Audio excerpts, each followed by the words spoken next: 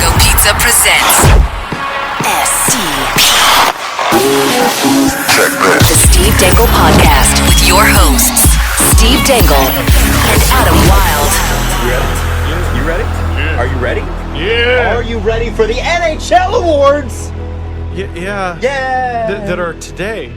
They are very today. Apparently. They are tonight, in fact. Yeah, so I found out today, and Adam and I are talking about it on the way in, and I'm like, man, it's so weird that they would have the NHL Awards on a random Thursday. And Adam goes, Steven, it's Wednesday. And that's how much I know about the NHL Awards. Right. Remember Or about what day it is. Now you know how Steve manages his life.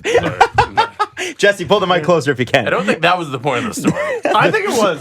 The point is we now have an insight into Steve. I think the point of the story is that Steve doesn't have weekends or weekdays or any days of the week. He just lives every day. He's just being a Steve. Just Every day is walking Steve around, day. looking around, being Steve. My brain is just me running around in a circle, friggin' Homer Simpson. Whoop, whoop, whoop, whoop, whoop, whoop. Do you just wake up in the morning and go, turn to SL and go, are you staying home today? And that's how you judge whether it's Saturday or Sunday? Yeah.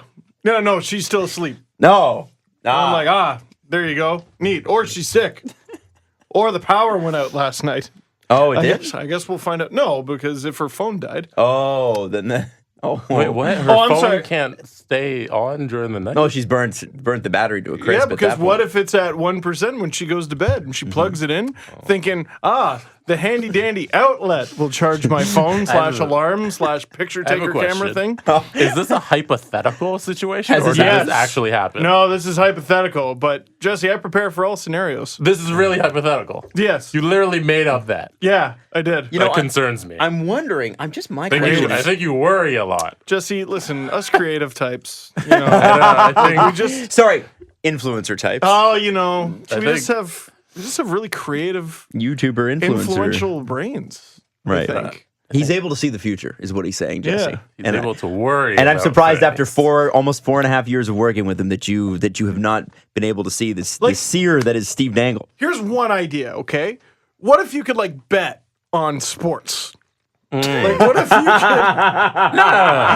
you could? What if there were sports games, right? Like, I bet I could make up some in 15 minutes. Give me 15 minutes. I bet I could make it. 15 minutes. You could bet on sports, And it would play to your strengths, like your knowledge as a fan. doesn't even have to be sports. I don't even care if they cancel sports. I'm sorry. Good old Mike Francesa. Refer back to the last clip for two episodes ago for that. That's wild. I think so.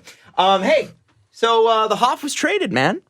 The Hoff. It's over. The whole thing is over. Now, we talked Dryden about Hoff. that literally the night before with Scott Wheeler, who, by the way, did a bang-up job. Thank you, Scott Wheeler, for coming on. We really appreciate it. Love you. If you want to know anything about the Leafs or Andrew Berkshire's surprising take on the Habs, listen to the last episode. But we were talking about what his value would be. And it's interesting because his value from the Senators is different from his value from the Sharks. And the reason for that, right off the hop here, is that the Senators had to trade him, and the Sharks did not. Yeah. Is that right? So, Right off the hop? Right off the Hoff, I would say. right off the. You see. Off the hop, See, because that it's a would have hop been better. in the run. Right off. Yeah, I'll allow it. I can't think of a better I've one. heard people say off the hop. I don't know whether it's right or not, but I've heard Yeah. it. It stumped my creative brain, Jesse. It stumped my creative brain. So I have not listened to it yet, but I am dying to. The 31 Thoughts podcast. So supposedly, this is according to someone telling me that Elliot Friedman said this, so I can't wait to actually hear it. Apparently, Pierre Dorian was working the phones days before the news broke about Hoffman's girlfriend and that whole controversy. He was working the phones, trying to trade Hoffman, and the ask had gone down. The value had gone down, causing a few eyebrows to be raised. So basically, remember when we were talking about this incident when it first happened? I was going, wait a sec. There was a deal on the table to trade this guy to the Jets for I think it was a first and a prospect. Yeah, it or was at a good least deal. A first. And he scuttled it. And he is the one who, kiboshed it. And I said, I wonder if Kevin Cheveldayoff and the Jets knew about this. So it sounds like Cheveldayoff and whoever else Dorian was speaking to prior to this news breaking, he was trying to pull a fast one. Oh.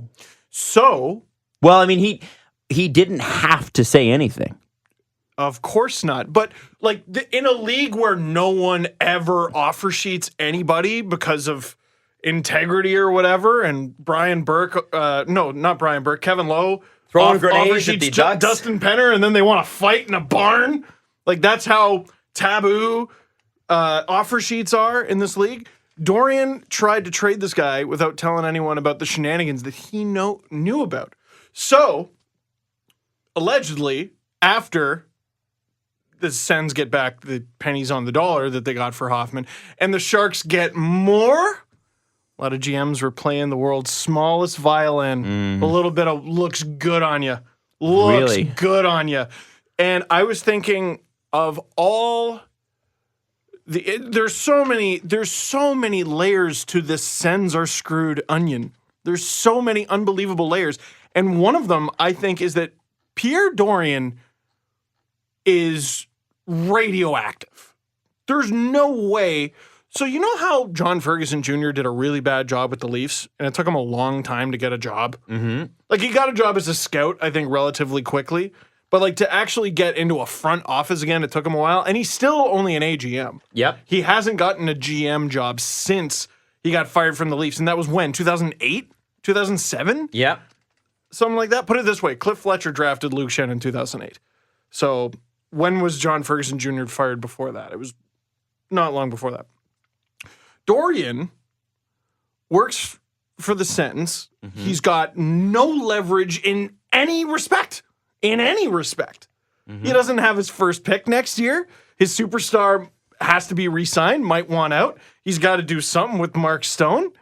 And then once he is inevitably fired, who is going to bring him on after this? After this, how do you say I did a good job? You might be able to convince a team that you did a good job. I mean, hey, look, we were a goal away from the Stanley Cup final. But after that, how is anyone going to trust you?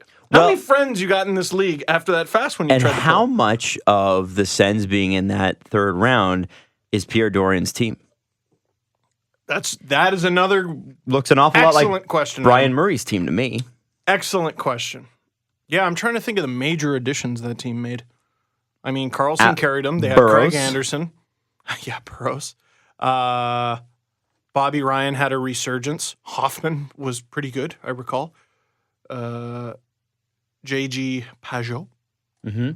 But like nothing. It wasn't like this was not a.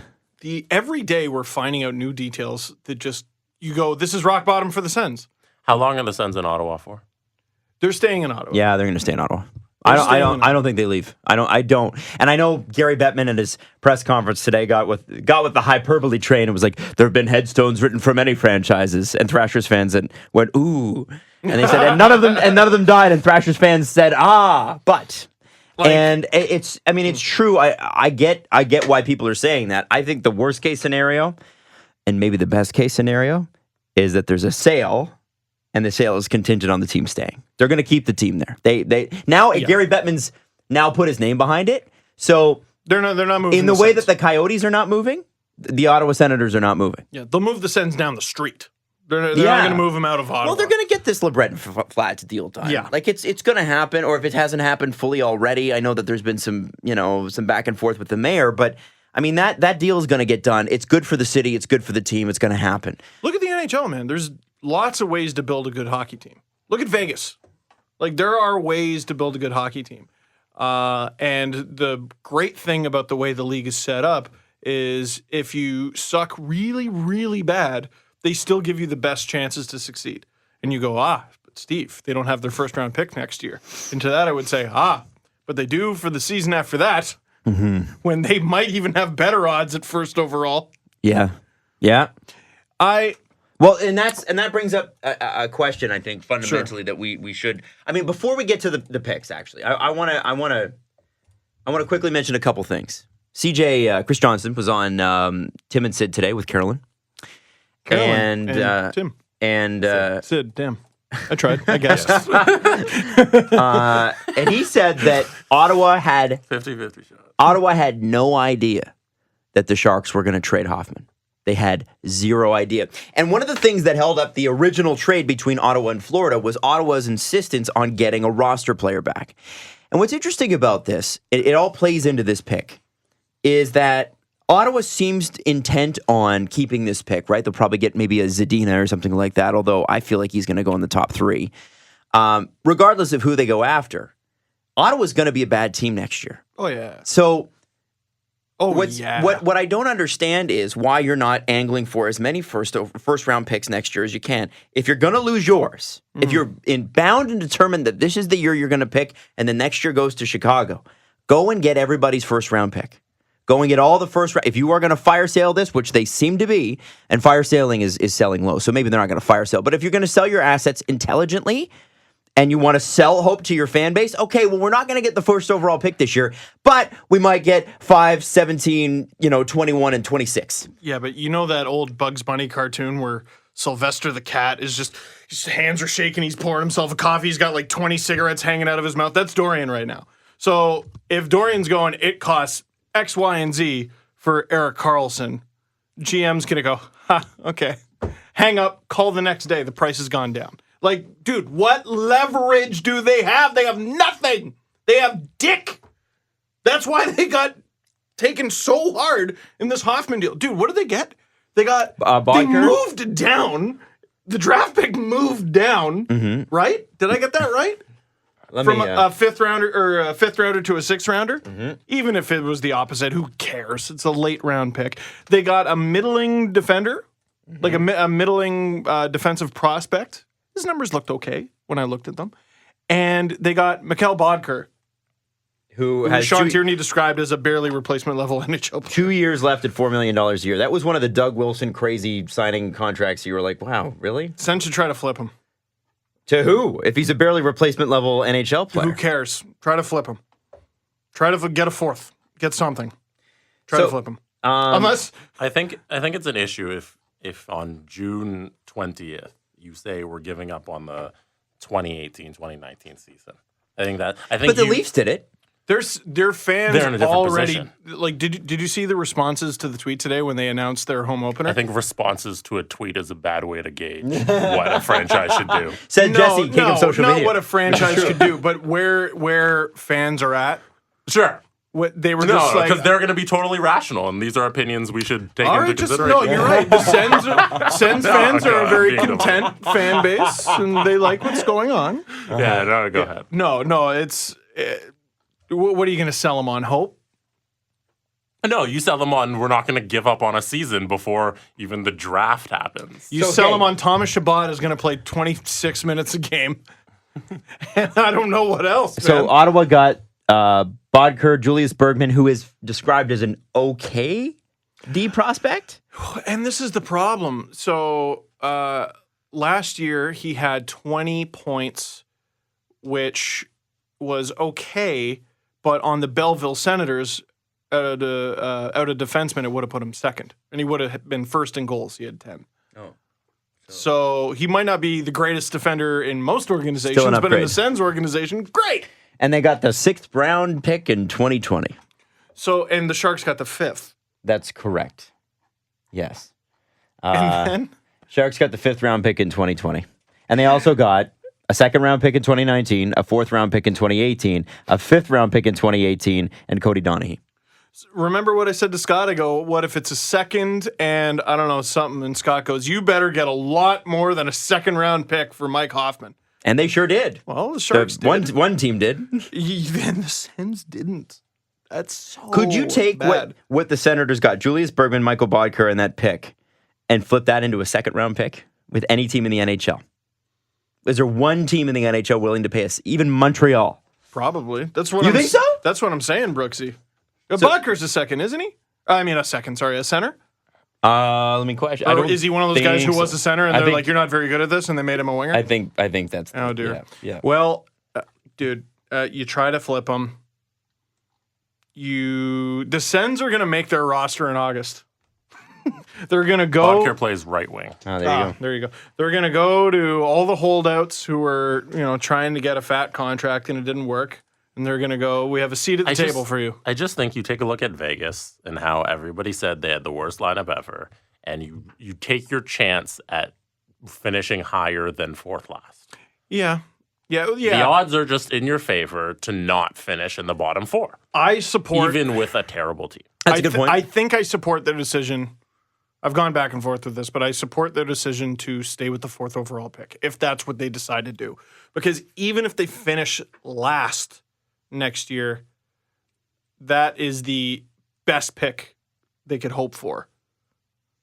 You know, they'll have the best chances at the 1st, 2nd, or 3rd pick. But, like, you can luck your way into 5 spots in the standings in this league. You can. I'm surprised, though. I'm surprised the deal happened with the Sharks.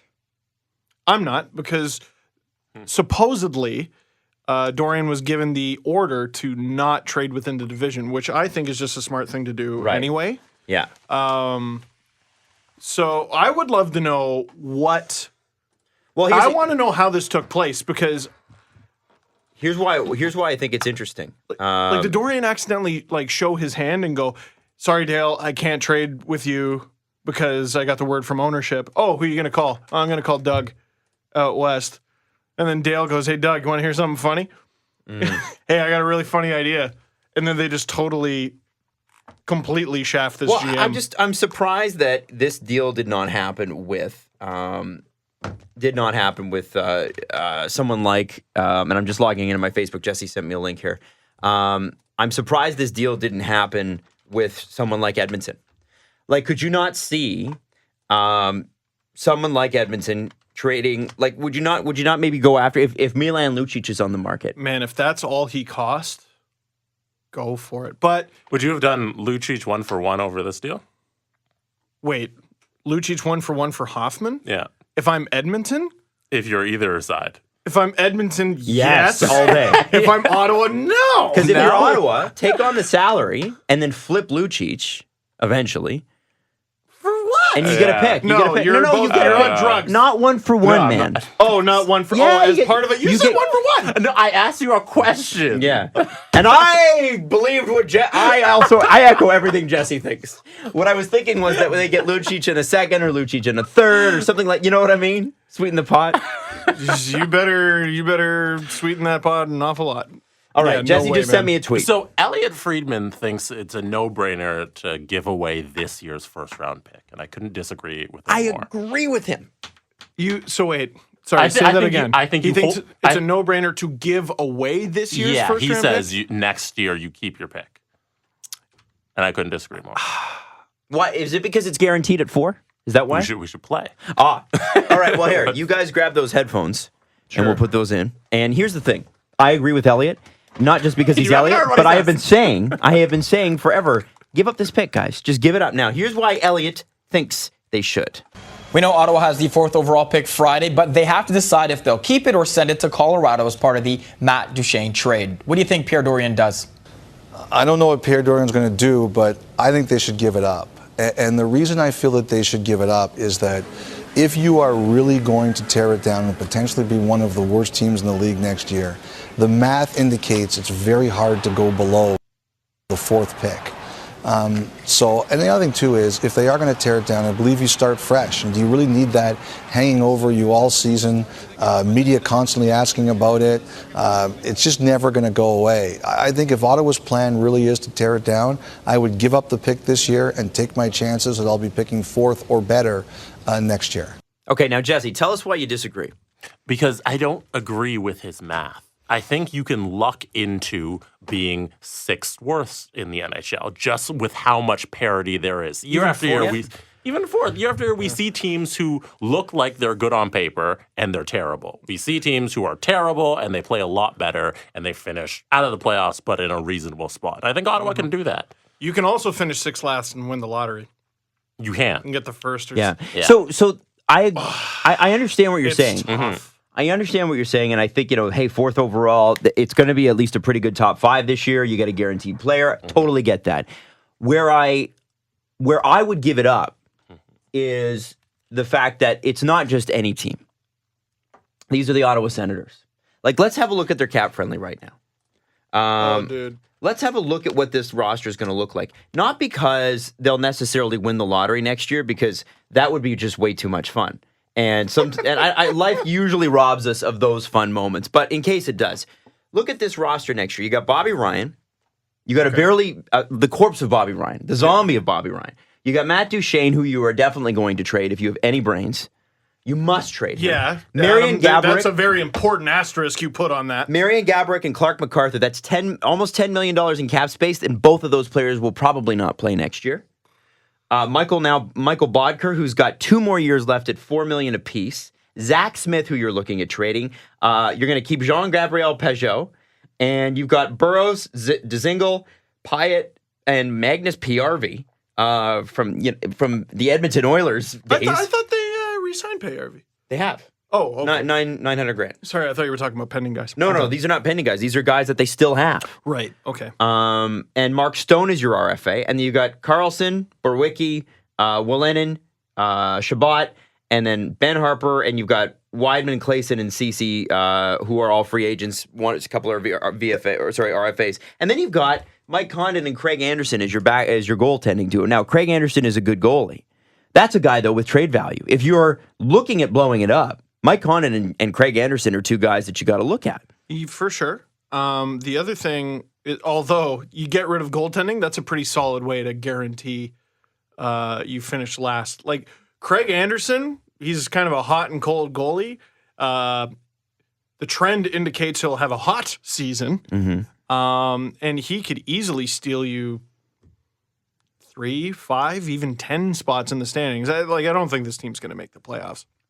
And the Panthers just got way better. Yeah. Too. Yeah. So there's that. Also, another aspect to this is Mark Stone is on drugs if he signs a long-term deal with this team. And he's a player who's going to get $8-9 million bucks a season for sure. Well, yeah, PM. I don't know why on earth you would subject yourself to this. Like, the world is your oyster, man. Dude, freeze them out. Freeze them out, wait them out. Mm-hmm. Make them trade you. Someone might even send in an offer sheet for you. You're Mark Stone. Why do you want to be the cornerstone of the dump? Like, I don't get it. Well, and by the time the team's good again, Mark Stone's going to be close to 30. Yeah. And so here's the thing.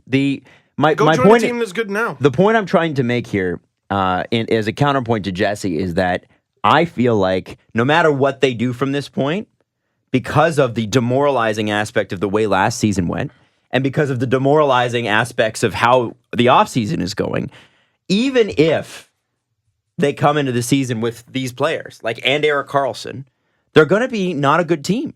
They're demoralized. It's in their heads. Yeah. And they know they've got no prospects, as in they don't have a very good team.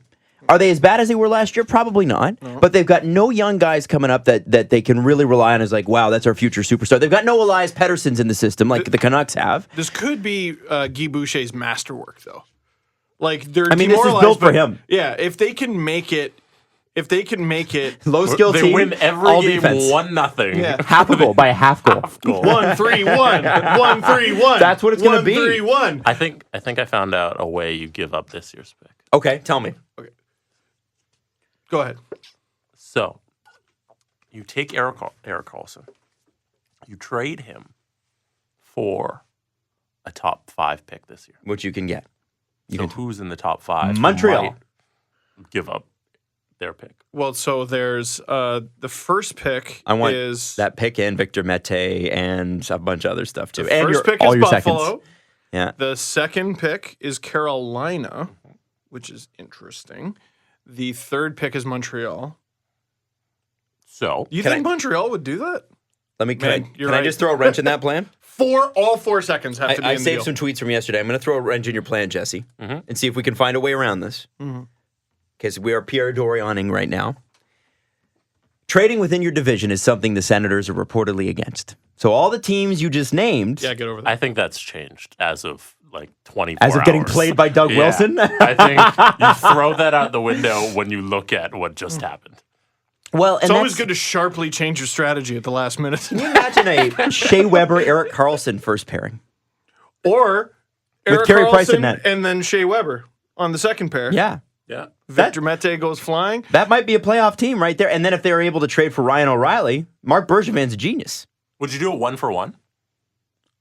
What? Karlsson just for the third. Not Oh, for- no. Absolutely not. No. Why not? You could get Victor Karlsson- Mete and a few other things, too. You know what is close to a fair trade? Karlsson for the Habs' first 5 picks. Yeah.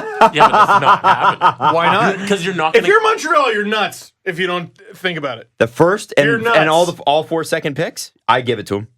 If I'm They Montreal, the Habs Yep. need to win You would now. give that for Yes. Yep. That's crazy. They have to win. They got to do it now. Dude, all 5 of those picks, and I'd think about Lehkonen, too. I'd think about Artemi No, but Lehkonen. I'm you kidding. You can get so much more than just Erik Karlsson. But this for, is first off, this is Mark Bergevin, the gambler. He knows when to hold them, knows when to fold them, except he folds them too much. And the other thing is, you've got to win in this window. Weber's getting older. Price's And Zach extension Smith. kicks in. I need a first line center. and Carey Price. And Zach Smith. No, Yeah, Zach Smith. Zach- to play with Montreal- between Domi and which is a Drouin. cap dump. Dude, Karlsson and Zach Smith And then you get Ryan O'Reilly, somehow somehow. with all these picks that nuts You don't give up 4 second-round picks. for Erik Karlsson. Well, think about, okay, what was And the your Vegas third deal? overall What was going to be the Vegas deal, guys? Well, and what's the third overall pick going to be? Probably not as good. Odds are your top 5 pick is not going to be as good as Erik Karlsson. Odds are your first overall pick is not going to be as good as Erik Karlsson. Like, Erik 15th Karlsson overall is a Erik Karlsson. generational defensive talent. And I would rather take 5 swings, 1 at number 3 and 4 in the second round, than move them all for Erik Karlsson. They did I get- think it's they- worth considering. They got PK in the second round. They can get another one. Totally. And you get And all you have to Totally. do is hit on one. yeah, Just that's hit it. on one. Hit one guy, and you get 5 swings. Wow, And one of the them's Habs at third got overall. Shea Weber in the second round. Actually, I think Shea Weber was. So the second trade round. Erik Karlsson to Montreal for something less than all that. If I'm Montreal, I want Zach Smith and Erik Karlsson, and I do that, and maybe I give you Lehkonen too. What the hell? Dude. Well, I'm saying think it. of- I'm saying is it. it that far off of what the Vegas deal was purported to be? Because the Vegas deal wasn't it a first and second this year and a first next year, and then wasn't there roster players? Like It was a lot. It wasn't Nate Schmidt, but there was defense. Like was it Josh? Is it Josh Manson? No, he's not. Shea trying to Theodore. remember. Like I don't know who's still in it. And the Shea Sens Theodore's need to still there. ice a team, so you give them like friggin' like who cares? Give them Valiev and Reichel from the Leafs deal, and like Michael McCarron, Yeah, so that they can fill out their roster. And I don't know. but that There's something there. legitimately There's something there. that man. makes Montreal better. 100% that makes Montreal it makes better. them better, but it doesn't make them better for the future. Carolina. They don't care about the future, man. They don't care. They do not care. Carolina's So why another one. doesn't every team just trade all their draft picks every year they're going for it? Because Montreal's crazy, and they don't care about 3 years from now. Wasn't there a rumor that I want to say it was the Islanders offered the Oilers for the McDavid pick?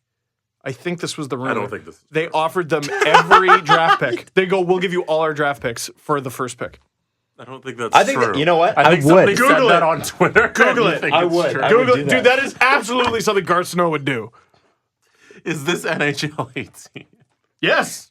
Yo, I would not. I am insulted at this Edmonton point. made the right choice, but if I'm the Islanders, I'd make that offer.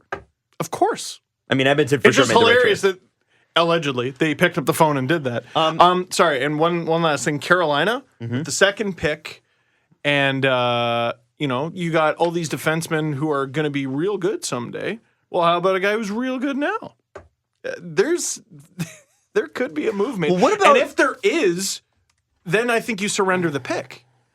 Like, this is why they kind of need to shit or get off the pot with this Karlsson trade, because it affects their decision with giving up the pick. Now, another thing that I wanted to get to with that. One thing I'll give Elliott with the argument to trade it, I remember what it was like to have that hang over our heads the whole season when the Leafs didn't have the Seguin pick. He's absolutely right. And it sucked. It sucked. And like cheering for tanking was a lot more fun than dreading every single loss and not being able to help it. Like, yeah, you should be able to cheer for your team, but I was cheering for a team that I knew would not win. And sure enough, they didn't. How about It was awful. And if they end up giving up the first overall pick next year, the mistake they made was not at this draft. The mistake was the Duchesne trade in the first place. I got an idea. Yes. What about the Calgary Flames? What a Let's hear it. So What about? Calgary is, I have to say, they're underrated in some of the moves they make. They make some very interesting trades every once in a while, and they come out of the woodwork, and you're like, whoa, okay. And somehow miss the playoffs, but And yeah. somehow miss the playoffs. Now, they have no pick until the 4th round, where they have their own and the Panthers pick this year. That seems bad. That does seem bad. However, they've still got their 2019 and their 2020. This is a team that didn't make the playoffs. TJ Brody is apparently expendable. So you get their next 2 first-round picks in TJ Brody. You give them Erik Karlsson. And maybe you get more. I don't know. Don't ask me about fear. Don't at me one with of the your prospects that we talked about last episode. One of those. At least one. You get At a Shillington. One. At least him. Dude, this is Karlsson. Like, I just don't know if it's enough. Hey, you're the Islanders. You got 2 firsts. You got the 11th and 12th pick. Ottawa's dying. Could you put together some kind of a package that says, hey, Johnny. And we'll give you Josh Hosang. Hey, Johnny, you want Karlsson bombs for the rest of your career in Long Island? Stick around, buddy. Get with a winner. And I think, Erik too, Karlsson, man. any deal that I think Eric... What's interesting about this is they've already said, line in the sand, they're not trading him at the draft. Who? The Sens? Dorian has said that. You're an idiot. Now, he said that because he said at July 1st, which is the first date they're legally allowed to do this, they're going to offer him an extension. So they need to prove to their fans that they're trying. So they're actually going to forego a really good trade window. So we're talking about this trade as though it's going to happen at the draft. It will not, because they've already said they won't do it. I don't disagree with his thinking. That's idiotic. Karlsson and Stone, both of them. Dude, why would you do that to yourself? How do you not disagree with his thinking?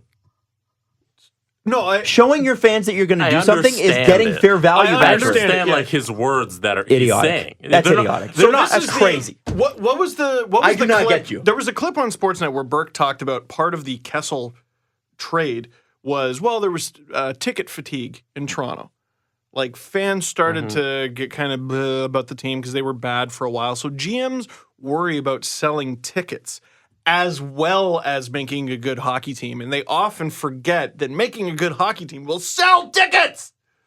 So I understand. Of course, you want to make this pitch to the cornerstone of your franchise. If you miss on this, and my bet is you will, you're not coming back from it. And Dorian's, who's going to be the next team that hires him? You know what this reminds me of? Every other rant where we dump on a guy and then he comes out of it? No. And it's fine? No. This reminds me of when the Raptors had to trade Vince Carter. Because they got nothing back. Ottawa fans, that is not a great comparable. And they were they Which won. Which player refuses to go to the Sens? Yeah, because Alonzo Mourning wouldn't come to Toronto. I refuse. And Toronto... I didn't know you could do that. Toronto, for years after that, suffered. Even with Chris Bosh, they were never the same. And it hasn't been until recently.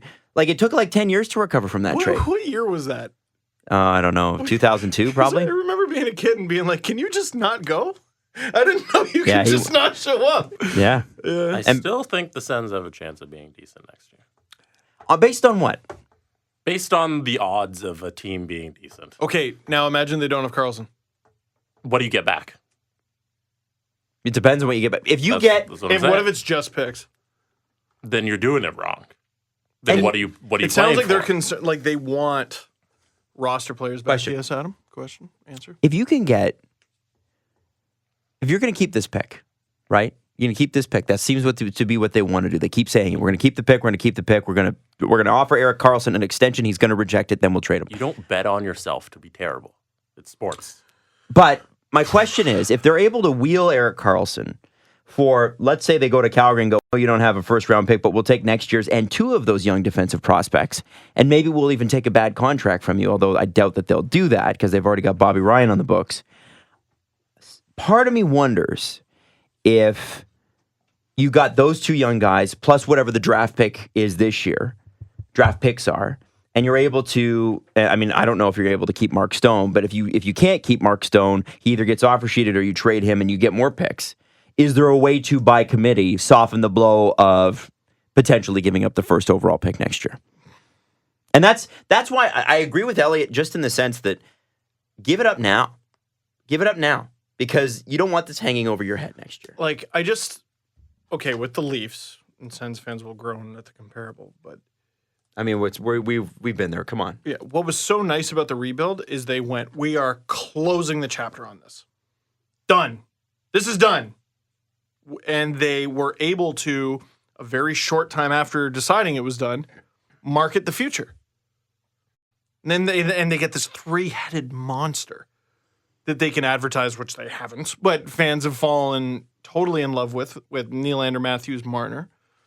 It's not like the Sens have nobody. There's a couple young players in the organization that people are excited about. Mm-hmm.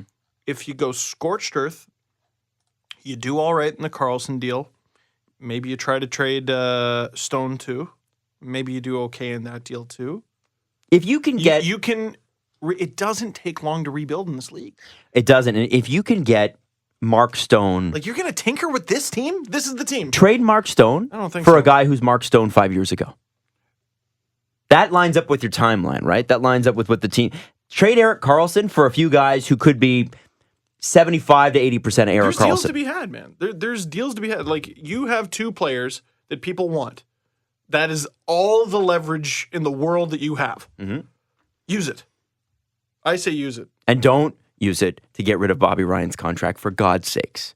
Don't be an idiot. Just pay that bill. You suck it up. Pay it. Buy him out. Do whatever you got to do. Do not trade. Don't diminish your return on Erik Karlsson because you want somebody to take Bobby Ryan. Don't be crazy. Get this team turned around immediately because you can. You can do it. And you could sell hope. We saw it in Toronto. We didn't even have any good... We had Nylander and we had Marner in the OHL tearing it up. And that's what we went on. The whole season that the Leafs were the last place team, those were the two things. Nylander in the AHL, Marner in the CHL. And it was like, wow, well, this is going to be cool. We might make the playoffs in 2.5 years. And people started going. I was trying to think... P.A. Parento on the first line. I was trying to think of some way of... Some kind of deal. I don't know exactly what you would do with it to make it work, but Lucic for Ryan. Because they both have terrible contracts. Because they both have terrible contracts. You know, that's what happens in this league is terrible contracts get traded for terrible contracts. Dude, if you're Edmonton, that's got to be an attractive little option.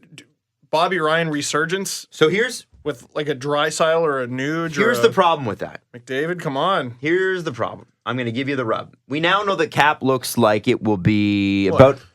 No. Jesse's laughing. What? Give you the rub. Nah. I'm going to give you a back rub here. Giving you the rub right off the hop. Cap looks like it's going to be $80 million or just under. Yeah, that was a weird report today. Between 79.5 and 80. Like, yeah, CJ was man, real just pick specific, one. Yeah. Like, just... Oh, it's because Gary was real specific in his press conference. His words Gary. The Oilers cap situation, surprise, surprise, pretty bad. Pretty freaking bad. I want to thank Jonathan Willis for this tweet because he put together a status quo Oilers cap projection. He said, if we qualify Stroman, he signs. Nurse gets a bridge contract, 2 years. And he said Guy McTweener, who is a Guy McTweener type player, signed as an end of roster option. It shows $2.5 million in cap space, but it is all bonus cushion. Oh. So here's the problem. Edmonton has $10 million wrapped up in Milan Lucic and Chris Russell.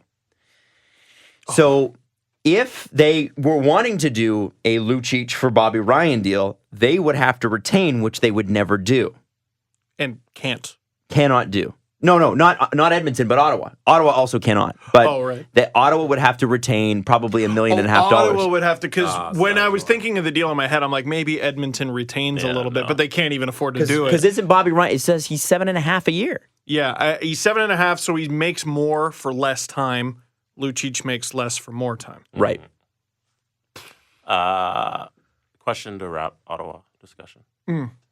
On June 21st, 2019, in Vancouver, who's drafting Jack Hughes? Oh, 2019. First overall. Is it Ottawa? The Colorado Avalanche. That's what you're calling? I'm calling it right now. He's going to look great in an Avs jersey. It's going to be someone dumb. Minnesota. Just hate someone that doesn't so make much. No! I'm giving them the first overall pick! No, you do I'm giving Minnesota the first overall pick! That's the nicest thing I've done for them in months! I think it's because Fletcher was fired, so now he feels a little more warmth towards them, but he still hates them. We've talked about Minnesota probably twice in the history of the podcast. One time, Steve went on a half-an-hour rant about how he hates them. The second time, right now, he said they're going to finish 31st. That was like childhood trauma, too. I was like, you reminded me, wait a second, I hate the Minnesota Wild, piece of crap. Like, it's funny because no one outside of Minnesota feels anything for the Minnesota Wild. Like, it's just like I mean, I know I catch hell from a lot of Coyotes fans for making fun of the Coyotes all the time. But really, do you know anybody who loves hockey that's got an opinion one way or the other on the Wild? They're just a team. I think Avalanche fans probably throw them a couple Waiatas and shake their fists Parise! as they That drive guy. away with the lemon tree. They kind of had a rivalry with Detroit when Detroit was in the West. Oh, yeah, a kinda, little 'cause bit. They're a little close, you know. A little bit. Yeah, A little worked. bit. Yeah, A little bit. I'm trying to shoehorn this, but We're both from relatively nondescript states that like hockey. Let's fight. Come on. And you know what? Minnesota Wild fans are just like Canadians. They'll be like, you know what? You're hilarious. Thanks, guys. Yeah, thanks. for mentioning I us. thought you They're were going to nice. say they Hey. talk funny. No, they're super nice. you're welcome for talking about you. Wow. Wow. See you Jesse, next that's year. the state of hockey. How dare you? the state of hockey. Isn't that what they call it? Yeah, Well, they have a good And it's university weird that program. Hockey Town is not in the state of hockey. that's why they had such a rivalry. No, them's fighting words. Yeah. Hockey town? Guess what? Hockey state. Greater than sign. Checkmate, Red Wings. The marketing Take department that. square off in the streets. And nobody came to watch. Octa, put that in your pipe and smoke it. There you go. I'm not proud of that one. Phil What I said. Kessel, courtesy of a report out of The Athletic, may welcome a trade to the Arizona Coyotes to play for Rick Tocchet, who was the quote-unquote Kessel whisperer in Pittsburgh when he was the assistant coach there. How do we feel about that? 92-point Phil Kessel. 92 points. Is that how much he had? Yeah. Holy. And he's a guy that they're going to trade. Now, I understand if he and Mike Sullivan don't get along. I understand if that's the case. My first question would be not how can we trade him? My first question would be, is it beyond repair? Because 92 points and difficult is better than 40 points and super great to get along with. Don't you? Don't you think? Oh, if you're the Coyotes, you don't worry about any of that.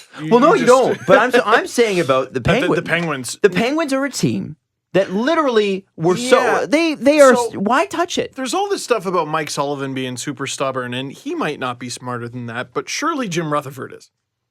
Surely he's smarter than that. He Unless- realizes that like that team easily could have three-peated this year. Easily. Easily. Now, what if they they find a way? To get Oliver Ekman-Larsson. I wasn't going to say that, but maybe. No, what if they find a way to do some kind of deal with Arizona where they get very little salary back and they use the cap room to get John Tavares, Well, that's as the- people suggested? That is the speculation. Or could there be some kind of Matt Duchene trade in there? Because he was rumored to be going to the Penguins as well. That's interesting. Would you trade Chikrin and for Kessel 1-for-1? If I'm the Coyotes? If you're either team. I think if you're the Coyotes, you do that. Yeah. What about Clayton Keller? No. Keep Clayton Keller? Yeah. Yes. He had a great start, but kind of tailed off, as did the team. Yeah, no, I'd keep him. Chikrin And Dave Boland's contract. Chicken, and I Dave don't know. Boland. They also have Lawson Krause in the Yeah, system. That's a thing. They also have Lawson Krause in the system. And Hey. Dylan Strome. Hey, now we're cooking. We're cooking. What's it gonna be? Hey, Dylan Strome could be the kind of guy to really succeed in Pittsburgh. I mean, he could also really succeed in Arizona. Let's be honest. Yeah, but Gouch already in Arizona gives them a good center. I forgot about that. And you throw Gouch with Kessel. There's something here. We're cooking. I mean, cooking. think of like those this. two together. Like how much does Montreal? And this is not a Max Domi thing. This is a Mark Bergevin thing.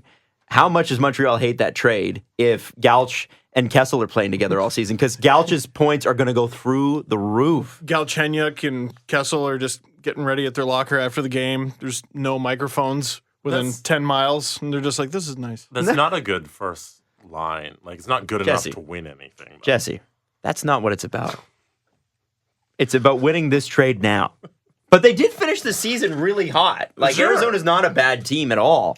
And No, they're a bad team, but they played when they were out of it.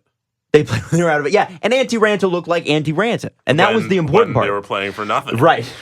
But I my forgot point how is- good their defense is on paper. It's- On paper. Luke Shen. Yeah, go through it again. Oh, shut up with Luke Shen. Dude, their top not a four good team! are Oliver Ekman-Larsson, Don't say you're Alex telling Arizona's a good Goligoski, team. Jason Demers, and Nicholas Halmerson. Ekman-Larsson, I think, was injured, and Halmerson had a nightmare year, and I'm pretty sure Chikrin was out a lot of the year. And No. Luke Shen was the sixth guy. Calm down. Steve, I think Stepan and Gulch down the middle is the same as Malkin and Crosby. Stepan and Gauch down the middle is not bad. It's Malkin and That gets Crosby. Arizona's Not bad. going to make the playoffs. Oh, yeah, it's not the best, so it's terrible. It's not bad. No. That's very Jesse. Let's just split this right down the middle. You're with us or you're against us. I mean, let's Who's talk on about this. Arizona's side? Who are these people? What's the point of trading for Phil Kessel if he's not Alex Ovechkin? Right? What's the point of trading for Phil Kessel if you're going to be terrible anyways? Right? The goal is to not be terrible anymore, which the Coyotes actually have a shot at doing. They need to do more than add Phil Kessel. And they will. Okay. They will. That's one move. All right. I hate that when people are like, I no, would it can't like- just be that. No, they got months. I would like to see those more moves before I sit here and pretend that adding Phil Kessel and Galchenyuk makes them a good team. By the way, Victor Hedman just won the Norris. Where are you on that, Jesse? Come on. Drew Doughty is second place. Is that the first award? Or the Yes. evening? Yes. Victor Hedman with the Norris. Who are the nominees? Also. Hedman, Subban, Hedman, Subban, and who am I missing? Doughty. Doughty. Wasn't it? There you Doughty. go. I like that Hedman. had a good year. I think if He missed a decent if stretch, Kessel too. ends up in Arizona and it's Chikrin or it's whatever the package is coming back, Chicken Crows. Arizona's drafted really well, so they've got a wealth of prospects. They've got all the opportunity in the world to fly in under the radar, and they've got a Western Conference that's totally destabilized. You don't know what the Kings are. You don't know how the Flames are going to perform. You know that the Oilers are a wild card. Vancouver's probably out. Who knows what's going on in Anaheim without Kessler? And That's a wild card, Think for about sure. the Avs have come on strong, but they're not an established powerhouse yet. Well, they're not in the Pacific. They're not the Pacific, but think about the Western Conference in general. And the wild card picture. Sure. The Who Avs knows are right what the there. Wild are going to be? I feel like Arizona's got a real opportunity here to develop some chatter and actually get fired up. They could. I mean, if they steal one of those wild card spots, maybe they finish higher. If you have the chance to get a 92-point player who doesn't have the trade value of a 92-point player, you should probably try. You get them. Yep. Yeah, You guys want to absolutely. do awards fun Yes. briefly as these come in? So the Ted Lindsay Award, the most outstanding. Hey, Adam. Oh no! I've got something else up. Yeah, I'm but- not looking at. Okay, sorry. Don't. Ted Lindsay. The Hall- Not Hard Award, by the way. The Players' Heart Award. Right. McDavid, McKinnon, Hall. Who wins? Oh, but I bet I after thought you said McDavid won it. McDavid, McKinnon, Hall. they're not going to give it to McKinnon. I think players are of two minds. One, the funniest option, which is easily Hall. Two, the screw you guys, you're all idiots option, which is McDavid. Like when Sid was talking about it today on Tim and Sid, I saw that little clip. Like, he's going through the myriad of reasons why it's dumb that McDavid isn't even nominated for the Hart, and I'm like, well, when you put it that way, yeah, it's pretty dumb. He should have been nominated. So he wasn't nominated for the Hart, then he absolutely won the Ted Lindsay. That's the award that you give to the guy that didn't win the Hart. That And it's going to make the media look so stupid. Yeah. because they are. They are. Yeah, but we're that. He didn't make. Are we a part of the Or- people that go because you didn't make the playoffs, you can't win the Hart? Yeah. How stupid is that? And I think idiotic. I might have been. He didn't I might crack No, the you top didn't. 3, which is, I think, Come absurd. on. If he's the best offensive player in the league, or the best whatever the Ted Lindsay defines it as. I also think it's funny Leadership that fish. we But debated so does the this. Mark Messier Award Yeah. and the Selke for defensive responsibility. Who knows, We man? debated this for like 2 months, and then we didn't even know the awards were on tonight. Yeah. Again, I don't care who wins. I really don't care. But McDavid won. Has to be McDavid McDavid. won the. Hey! Yeah. He did. He did. He did win. for That's him. hilarious. So the players' MVP was not nominated for MVP. Was not even nominated, which is absurd. All Anyway, right. They haven't released all the ballots yet. I'm excited to see where McDavid finished. and Daniel and Henrik, they won the King Clancy Memorial Trophy, which is the trophy for leadership and humanitarian efforts. So not leadership, but leadership and humanitarian efforts because the Messier Award's leadership. Is that just leadership? That's it. So who's nominated for the Clancy? The Henrik and Daniel won it. Oh, they won it. How Oh, have they- together. Interesting. How do they not have a Wayne Gretzky Award for the most assists? They might. Because that's what it One needs day. to be.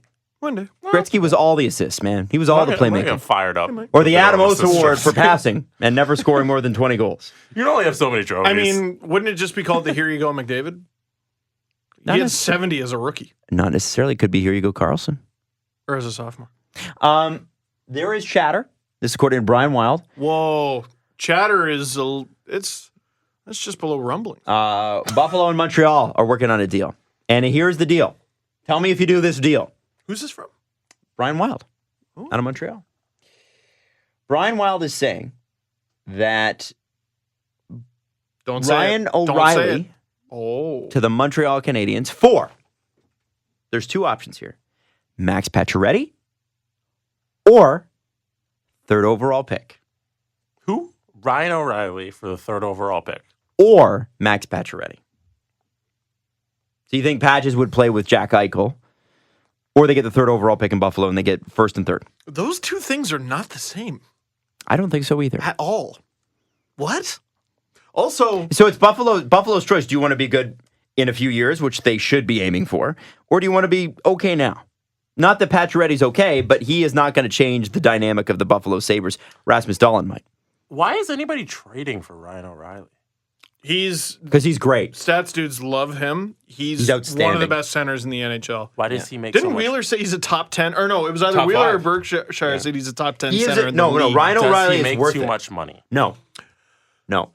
For a number one center, he might not make enough, man. He's 27, and Yeah. he's going to make $7.5 million until 2023. I like that. That isn't terrible. That's the diminishing cap hit till 2023, and he's a guy that wins over 60% of his faceoffs, and he's a perennial 50 to 60 point guy on a shit team. And he was also on a shit team in Colorado before they traded him there to And Buffalo. for everything that we said about Montreal and how flawed their roster is, that's a quick way of cleaning it up. Your depth is still pretty bad at center, Yeah. but you're getting one of the best centers in the league. And we said, oh, you got all these wingers. Well, there's the center for him. And if you can swing Pacioretty for him, then you've still got the third overall pick to deal to Ottawa for Karlsson. Yeah, my confusion is just those aren't the same thing. Like, to me, if you're Buffalo, I don't know why Buffalo like does is that. Patch ready enough? I think what they do. I don't think so. Here's why I think Buffalo does this. He's good, but come In on. their minds, they might be thinking, for what Jesse said, Jack Eichel makes $10 million starting this season. Yep. Ryan O'Reilly makes $7.5 million.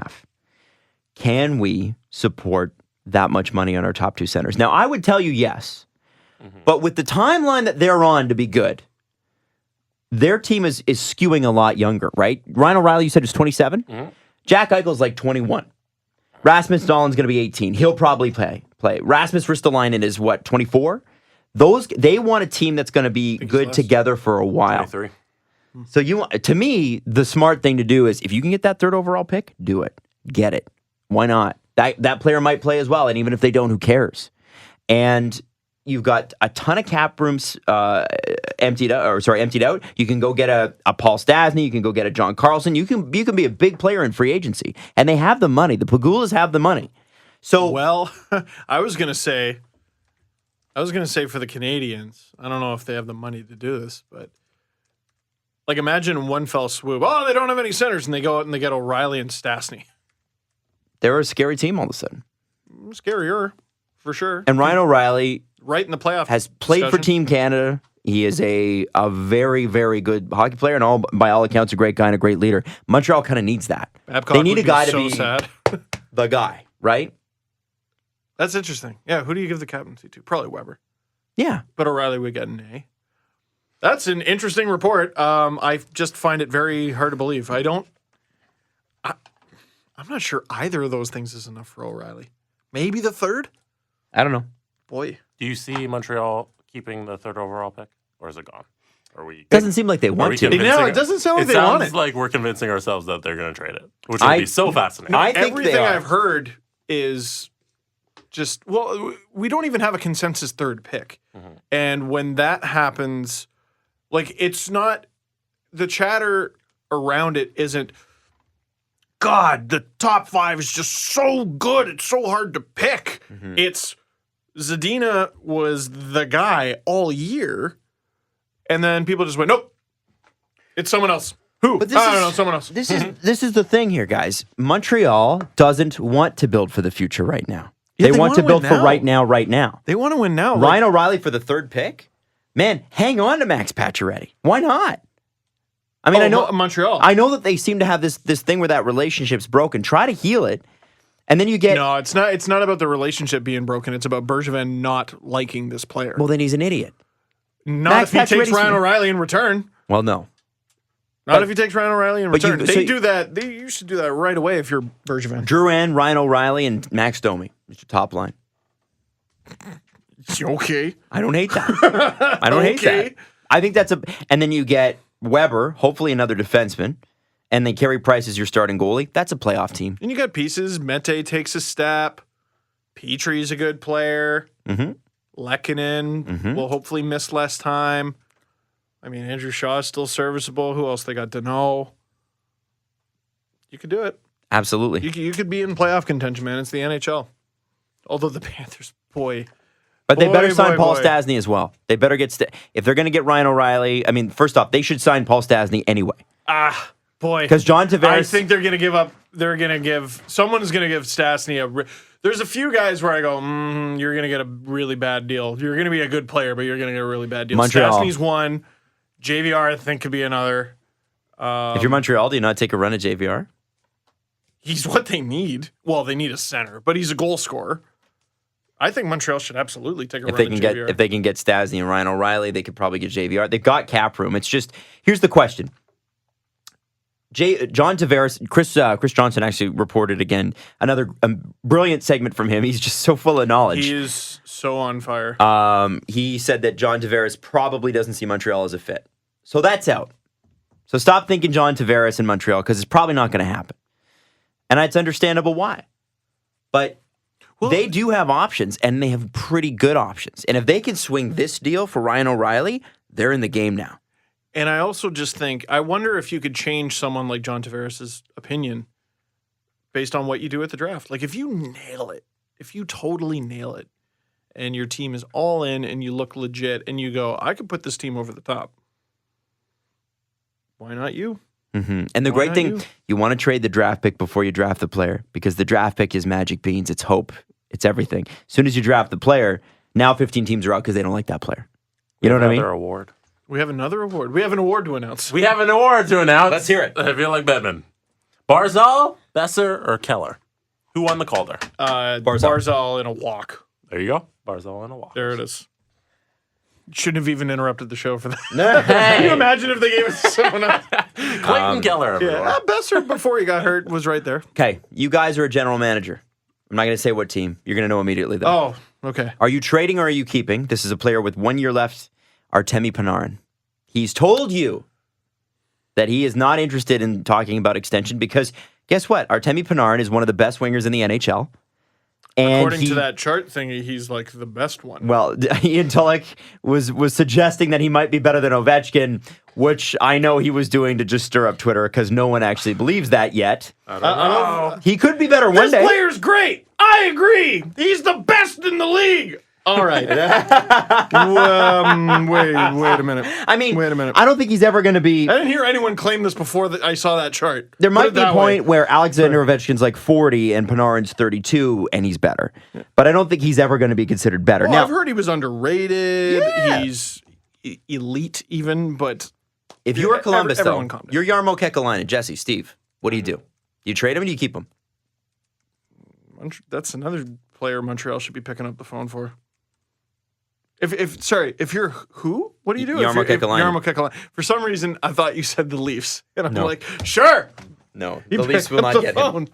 It's all about the Leafs. If you're Kekalainen, like one thing Doug McLean like talks about all the time is drafting Rick Nash. No, also the fans in Columbus and the need Signing to, Ron Tugnutt. Yeah. Oh my goodness. And the need to. Did you know that I traded Jeff Sanderson to Brian Burke, and then I got him back? Your Brian Burke impression isn't Brian For the Burke. fifth time? No, that's Doug McLean. Oh, sorry. Doug McLean impression isn't Doug McLean. No, it's pretty bad. Just the guy yelling. Pretty bad. So when I signed Adam Foote, Yeah. Did he? Oh, yeah, he did.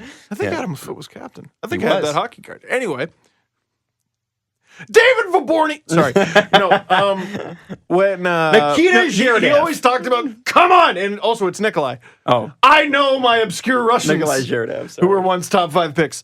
He always talked about like the need to kind of sell the fan base. Ugh. That trading Artemi Panarin at the draft for anything other than like a really good player coming the other way, that's a rough sell, I think. What about wheels are turning? What about some kind of deal? And I don't know why Panarin would want this, but what about some sort of deal that involves Ryan O'Reilly going one way and Panarin going the other? That could be super interesting. I love silly season. Why did I think Phil Kessel Oh, now.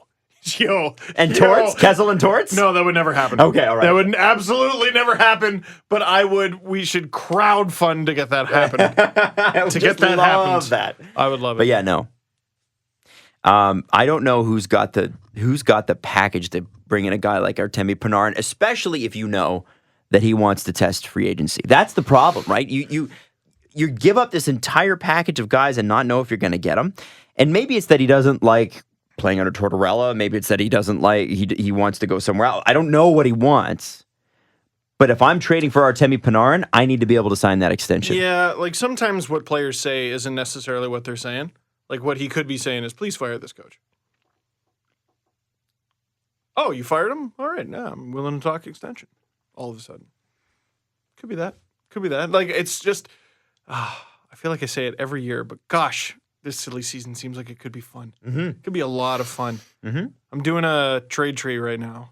It'll either go up tomorrow or Friday, and it's on the 2008 NHL draft. That was freaking pandemonium. Pretty much, I want to say more teams traded their first round pick than didn't. Like it was absolutely crazy. The Islanders traded down twice. Leafs got Luke Shen. The Thrashers and Blues swapped the 3rd and 4th overall picks. Thrashers got Bogosian, Blues got Pietrangelo. Whoops. I think that's what happened anyway. It was pandemonium. I want to see that.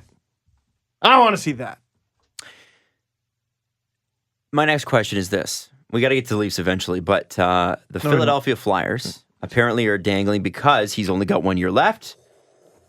Our favorite. Our boy. Our favorite. Wayne freaking Simmons. So I looked up a fun stat today. love Wayne Simmons. And it had to do with Wayne Simmons by accident. I didn't mean for it to be about Wayne Simmons, but so JVR signed his contract with the. Did you know that the contract JVR had with the Leafs his entire time with the Leafs, he did not sign with the Leafs? No, he signed it with in Philly. Philly when he was like 21. And he didn't play a single game of it. He signed October 2011. He had a disappointing 11-12 season, and Philly traded him that offseason before the contract even kicked in. So he played 6 seasons for the Leafs under a contract that he signed in Philly. By the way, thank you, Philly, $4.25 million for the 16th most goals by any NHL player over that span. And we wasted the first half of it, but okay. Well, yeah. But over those 6 seasons, JVR had the 16th most goals. Who was number 15? Wayne Simmons. Wow. Wayne Simmons had the 15th most. He was a top 20 goal scorer in the NHL over a 6-year span. And next year, I knew he was good. I didn't know he was that good. Can I give you something on Wayne Simmons from this past season? please do. So Ryan Walsh, one of the producers on Tim and Sid, does a lot of research for us. He's awesome. On hockey things. And he put together this little list of things that are wrong with Wayne Simmons' body, even Oh, though he yeah. played 75 games. He had a rough year, He had a torn pelvic ligament, which He had I didn't even know was a thing. a broken bone in his ankle. He had broken teeth, and he had a torn ligament in his thumb, and he missed 7 games for that. And that was the only time he missed any games this year. He played 75 games and scored 24 goals. So if you're the Flyers, you absolutely look at trading that player, but buyer beware. That's the only issue. But man, if he heals up, he's not like that old. Actually, he's our age. He's 29. He's going to be 30. Shoot. Well, if he recovers, I imagine he will. I mean, he It was doesn't able to sound play like a blown through out the anything. injuries. I wonder what a torn pelvic muscle takes to rehab. I have no Yikes. idea. But assuming he can rehab it over the summer, yeah, I'd like Wayne Simmons on my hockey team, please. I've wanted him on the Leafs for a very long time. Why get Wayne Simmons when you can get Milan Lucic? For free.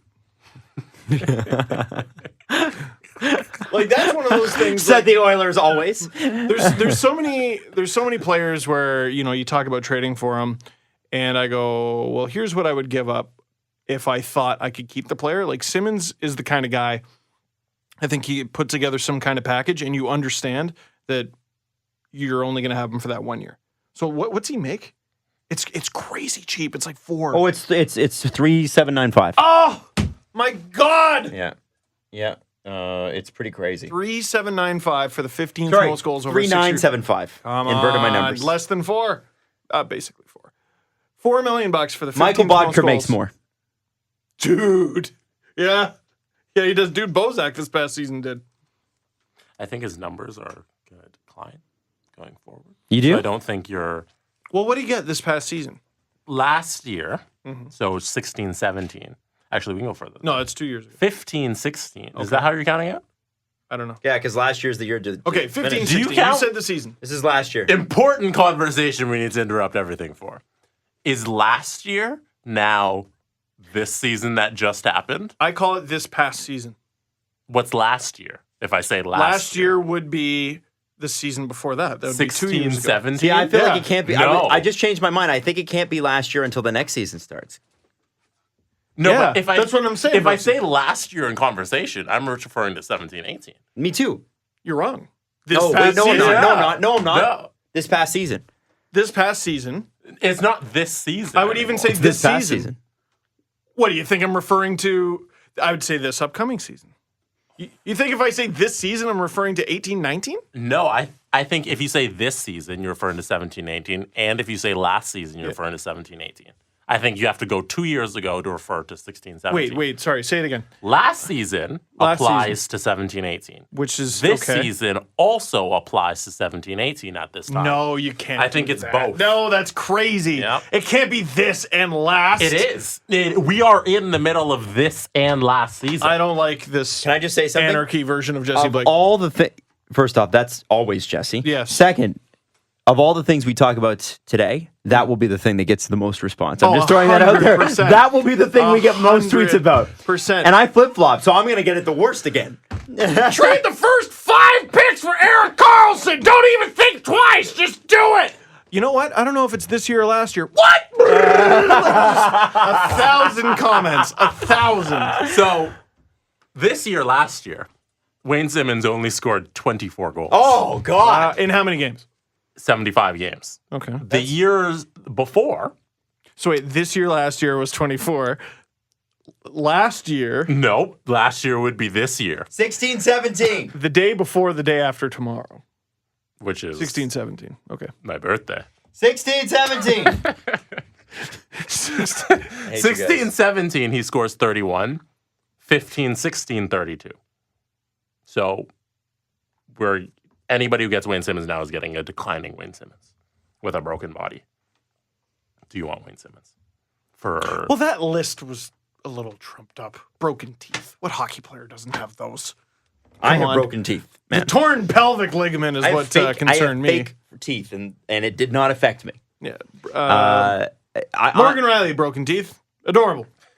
Still adorable. I think Wayne Simmons is absolutely an asset to any team he goes to. The question is, how much is it going to take to get him? And, you know, if the Flyers could just get out from that is it Andrew McDonough deal? Andrew McDonald. McDonald. Holy moly, he's not playing, and he's still making $5 million for 2 more seasons next year and the year after. I think Wayne Simmons is absolutely a great asset to move for Philly. The question is who's willing to pay the price. But And it needs to be reasonable. You need to be reasonable about the price. Yeah. you do. You really, really do. And isn't it interesting that rentals used to be worth like sky-high amounts, and now people are like, I don't think so. Well, there's enough evidence of the post 2012 lockout of like contracts going super bad that most teams have given their head a shake and learned their lesson. Most, not all. Edmonton still I mean, exists. we're going to find out July 1st when they, commit like $500 million. So here's what we know. A couple things with the Leafs here. Unless, Jess, you had something. Did you have something? Before we actually get to a topic, Hit me up. who won the Lady Byng Award? The Most gentlemanly player. Sportsmanlike. Barkov, Karlsson, William, or Ryan O'Reilly? William Karlsson. I'm going to say Barkov. Sasha Barkov. What? I am going to say... It's Alexander and Sasha. It's the same thing. It's weird. It's a Russian thing. Even though Good he's thing I Finnish. speak Russian and know what you're talking about. A lot of fans refer to him as Sasha Barkov, Jesse, and it's not my fault that you don't know that. It's definitely not your fault. They call Alex Ovechkin. Nor is anything ever your fault. William Karlsson No. deserves some sort of recognition for fucking something. Like, come on. Here's Here's the Lady Byng because you scored 40 goals. Yeah, I think he deserves something. So, yeah. The William Karlsson deserves fucking something award. I love it. Karlsson won the Lady Byng, and Brian Boyle won the Bill Masterton. Deserved. Masterton. Mash. Masharon, who the Panthers are letting re-enter the draft. The Bill Marshmallow Award Marcia so. for perseverance, sportsmanship, and dedication. And deservedly so. Absolutely. And it looks like Former it's Leaf an great Brian Olympic Boyle. torch. It does. Wait, the Lady Byng? That's the Lady Byng, yeah. Lady Byng is one of the no, coolest the looking Bill things. Masterton. Masterton. Oh, it does. No, You're right. no, I'm saying it correctly. It's I like the way I say it. Masterton. Masterston. Should we call this episode Masterston? Bill Masterston. No, we can do better. But we won't. We refuse to do better. You saying we can do better is not true. No, I think the title should be First 5 Picks. This year, last year. There it is. We found it. All right. Bill So Masterton. we know that this salary cap will go up somewhere between $4.5 and $5 million this year. This is a huge jump. We're going from 75 to 80. I was actually hoping for 82 because then it would just been a wild free agency thing. But I think Gary Bettman was like, let's save the general managers from themselves and keep it between these two numbers. So it could be 79.5, could be 80, could be somewhere in between. But any way you slice it, it's a lot. It's a big jump. Now, this couldn't come at a better time for the Toronto Maple Leafs because they have a William Nylander deal to deal with, and potentially, and you might not do this right away, you might wait, and I think in this case they probably will. Austin Matthews and Mitchell Marner. Now, and I know the Leafs made some signings today, but let's talk about first this, which is I think this is the longest we've ever taken to get to a fresh Leaf signing. the Leafs have just a little over $30 million to play with this summer. Woo! Now that goes away next summer. Yeah. Now that $30 million takes into account the $5.3 million you can go over because of Nathan Horton. So that does take into account. That does take that into account. So even if you take that away and you don't touch it, because they do have to be careful of bonus overages, especially next year going into a tight cap crunch. Yep. So maybe you save the Nathan Horton money. Maybe that's what you save. So you get $25 million. If Nylander gets a Pasternak-ish deal, which I think he will. Yeah, I just don't understand how he could possibly ask for more, but Yeah. Then you're still looking in the $18 to $19 million range. Now, you can talk about offering John Tavares the sun and the moon or whatever. That's not what I want to talk about. I think Dubas is a guy that thinks this way. Mm-hmm. The Leafs' best opportunity this summer, outside of getting John Tavares on a long-term deal for less term than you'd think, is to make a trade and take on some bad money to get a player that they desperately need. So who in the league would be willing to give them a bad contract for a year, who wants to get out from under money, that also has a right-handed defenseman that they can give up? And I'm not talking about a top-line guy. I'm talking about a guy. Oh, you're not talking about Erik Karlsson? I'm not talking about Erik Karlsson. Okay. No. I'm not going that Who direction. is your guy? I don't know. Oh, That's the question. I thought you did Well, research. here's. So I brought it up. I said. Okay. I said. Aren't the Kings in a cap crunch? Well, exactly. So here's what I thought. You got Edmonton. You got the Kings. And people were actually tweeting me people on bad contracts with a year left. So let me throw some names at you. All right. And then you're taking the bad contract, but you're also getting a good player. So somebody said Dallas. You get Spezza's $7.5 million, and you get Julius Honka as well. I don't know what you give. That's all right. That's something. Dave Bolland in Arizona. Oh. Nope. He's not playing again. Matt Molson. Nope. Somebody said if Dave Bolland, if it means getting OEL, well, that's not going to happen. Matt Molson, if it means getting Ryan O'Reilly, which is also not going to happen. Yori Laterra, if it means getting Wayne Simmons. Would you do that? Interesting. Now, Yori Laterra, He's pretty bad, though. $4.7 million. He is a centerman. I don't know if he's a useful centerman. He's not a very good one. But he's a guy that plays in the league who maybe could clear waivers and go play with the Marlies, whatever. That's I'm just throwing expensive Marley. Listen, I am just throwing stuff at you that people threw at me. Drew Doughty, if it means Drew Doughty, that's what they said? You've also got guys like here's another one. Thank you to Pat Forsyth for this one. So he said Spets at 7.5. Jason Pominville's making 5.6, and I believe he's with the Wild, is he not? Yes, the population of Pominville. Or did he go back to Buffalo? I don't know. He's with Minnesota. Jay Bomeister. That's why I don't know about him. Who is apparently fallen off a little bit. Left-handed defenseman, $5.4 million 1 year left. Cronwall in Detroit, and potentially Justin Williams in Carolina. Justin Williams in Carolina. Winger. Could be a fourth-line winger. It's so interesting. Like, I mean, that guy's a good playoff guy. this time of year has Teach you some changed stuff. because I know we're talking about Tavares night and day, basically. But with this Leafs team, like, if he's a winger, I don't understand why you're signing him. Like, I already thought, like, when people were saying, oh, the Leafs are in on Marleau, I already thought that was weird. No, it ended up working out. But, like, if they do it again, But when it's like, one they're year, bursting at the seams. 1 year, you got to. Well, who do you push out of the lineup is my question. I don't know if it matters. I don't think you do push Sure it anybody matters. out of the lineup. This player doesn't have to play.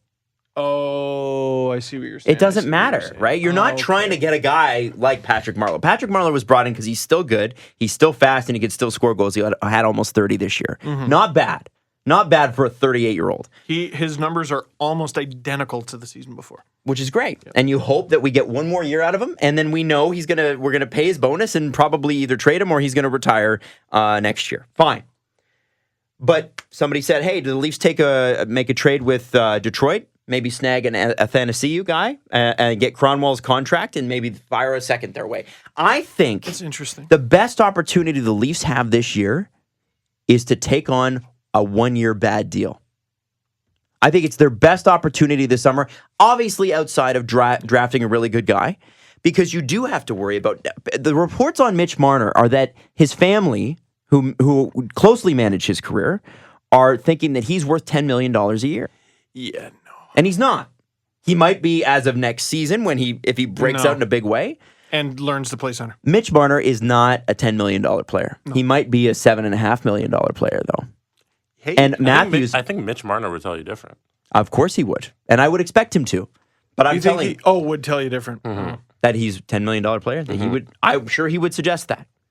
I haven't seen enough from him yet. When Mitch Marner's scoring over a point a game, then we'll talk about You gotta $10 be million. dominant for at least one full season, which Yeah. Marner has not been. No, he hasn't. Sorry, like, dude, I love him too. Does it matter that he led the team in points? No, No, because Austin Matthews was injured and scored at a higher point per game. there it is. And also, Mitch Marner had a terrible start. As Steve Brutal said, start. you got to have a dominant season. This is why I don't think the Marner extension gets done until after next season. Because he knows he's got to prove that. If he wants that $10 million, which, you know what? If he has a Kessel season, I'm sure the Leafs will be like, fine, here's your $10 million, man. Great, thank you. Stay with us. But I also know how great contract problem. negotiation works. And of course you start at $10 million because you got to start somewhere. Also, isn't his agent the guy who doesn't he represent? I want to say Josh Anderson and or Andreas Athanasiou and or Johnny Gaudreau. Maybe. because all three of those guys held out Have been a pain in the ass. Yeah. and have been a pain in the ass, which I never understood. I don't think Andre... You deal with Gaudreau being a pain in the ass. Like Josh Anderson, I barely even knew. Well, who he I was. remember Jesse going, "Why the hell is he doing this?" Yeah. and both of Anderson and Athanasiou got what? $2 million. Yeah, Both combined. of them. I think. No, they Like, both got about $2 million. I think. Athanasiou to me is a useful player, but I don't think he's a great player. But regardless, Great in the that's shootout. the point aside. My point is this: get a guy who is very useful to your team. If they can have a team of second pairing defensemen and Morgan Riley back there, they're laughing. They're laughing. So go get your second pairing defenseman who's on a good contract, hopefully, and get some guy who they need to offload. To me, that's their best strategy. And then not give up much. Offer Tavares $15 million. Which I don't think he's going to do. Why would you risk we talked about this going to the World Championships. He was not sure whether he was going to play for Canada at the World Champions. And Steve, what did you call him? Crazy if he goes. And you called him, he's the belle of the ball, is what you said. The belle of the ball. Why, if you are the belle of the ball, are you taking a 1-year deal for $15 million? And potentially, let's say you have a career-ending injury. Yeah. The Leafs are not going to be like, well, hey, man, here's $60 million That anyway. was never happening. The 1-year deal thing was Well, never but people happening. that keep throwing it around. No, but that's not. It's not gonna It's not happen. happening with any player ever in sports. 100% agree. I totally agree. No, someone will eventually be like, yeah, I'll try it. No, Oh, not yeah. a star on that level. Marian Hossa sort of did it. He took a 1-year deal to go with Detroit and got bid for it. And then he went to signed a Pittsburgh. 12-year enormous... No, he was, It was with Pittsburgh, Atlanta, Detroit. then Pittsburgh, then Detroit. Yes. Lost in back-to-back Stanley Cup finals, which sucked so bad. So funny. And then signed a 12-year deal in Chicago and won 3, so no one feels bad. He went to 3 straight Stanley Cup finals. That must have been tiring. You won though. He won. 3. All I'm saying is Made up for both of them and added 1. the Leafs have got to, if there's any opportunity they have to take care of, it's on the trade front. I want them to sign Tavares as much as anyone, but even if you do, let's say you get Tavares at 10, 11, $12 million, you still got 5 or 6 to play with.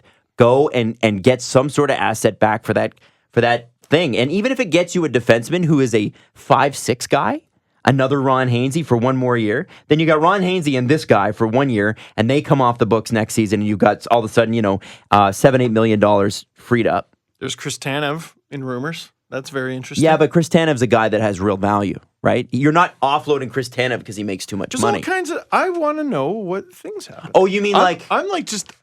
I just want the draft to get here. So like Louis Eriksson and Chris Tanev? Like a bad deal, I don't know. That's a very interesting proposal, Adam, that I actually kind of like. For Cap? Now you're thinking. Just trying to... Now you're cooking. Now, Connor Carrick and Calvin Pickard were signed today. Connor Carrick will make $1.3 million, which is pretty great. Amazing for him. That is not what I expected him to get at all. I think his previous deal was like 1.3 total. Yeah. So this to me is a statement that they're actually going to use this guy.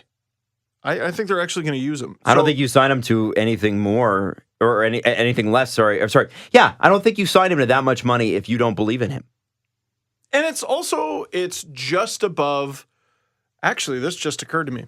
Last year, what was it? You could send down 1.05 million and bury it, like just completely bury the cap. You obviously had to pay the player the cash. Yeah. And they basically buried almost all of Martin Marinson's money. If they really wanted to, they could do the same with Carrick. But I hope this means they're actually going to use the guy. I think they will. 5-on-5, he was really good. I think he can play the power play. I just don't think they're going to give him the minutes unless they go back to 2 defensemen each, and even then he's probably playing on the second pair. Can they teach him how to penalty kill, for crying out loud? Teach him. Give him a shot. Let him try. Dude, every time he plays this preseason, put him on the penalty kill. I want to see if he can do it. He's not the size of Roman Polak, but look at his Instagram. He's a Gronk. I know 3 things about Connor Carrick. He loves coffee, he loves his pug, and he's got THI quadruple C quads. He's thick. He's very thick. The way you say thick is thick. Thick. Sorry, I'm very dizzy right now because I'm thinking about Connor Carrick, probably. Where's this going? I know. I just use I mean, him. why do we ask that question? Use him. They should use him. And I Use him think on the they will. penalty I kill. think that's Kyle Dubas doesn't sign him for that kind of money. I think he and Mike Babcock obviously speak daily, and I'm sure Kyle Dubas has said, listen, I think this is a useful player and we need to use him. And I'm going to re-sign him, and this is what we need to do. And I'm sure they've come to an agreement on that. I'm sure that the thinking has evolved because, as Mike Babcock said in his when he got the Order of Canada to Pierre LeBrun, and as when he spoke to Darren Dreger, he's talked about the fact that he is open to new ideas and he wants to be challenged and he wants to have spirited discourse. No, but he's not going to listen to. He's too damn stubborn. He's not no, going to listen to the guy he's worked with for 4 years. No. Yeah, who helped hire him, by the way. Yep. Is Riley, Gardner, Dermott, Hainsey, Zaitsev, Carrick good enough to win a playoff round? Yeah. Yes. At least a round, for crying out Absolutely. loud. Yeah, of course. You can go with that for next season? Yeah, If he as came long back as with he, that same line? Here's the thing. Even Hainsey in there? At that amount of money, Yeah. Carrick could still be the seventh guy, and it'd be fine. To And me, I was totally fine heading into last year with Marinson being the seventh guy at 1.2, and then they end up bringing in Polak, who was sort of 1.1. he was the seventh guy for a while. He was Then he became 1.1, the but it was first guy. prorated. Then he became their all-star number one defenseman.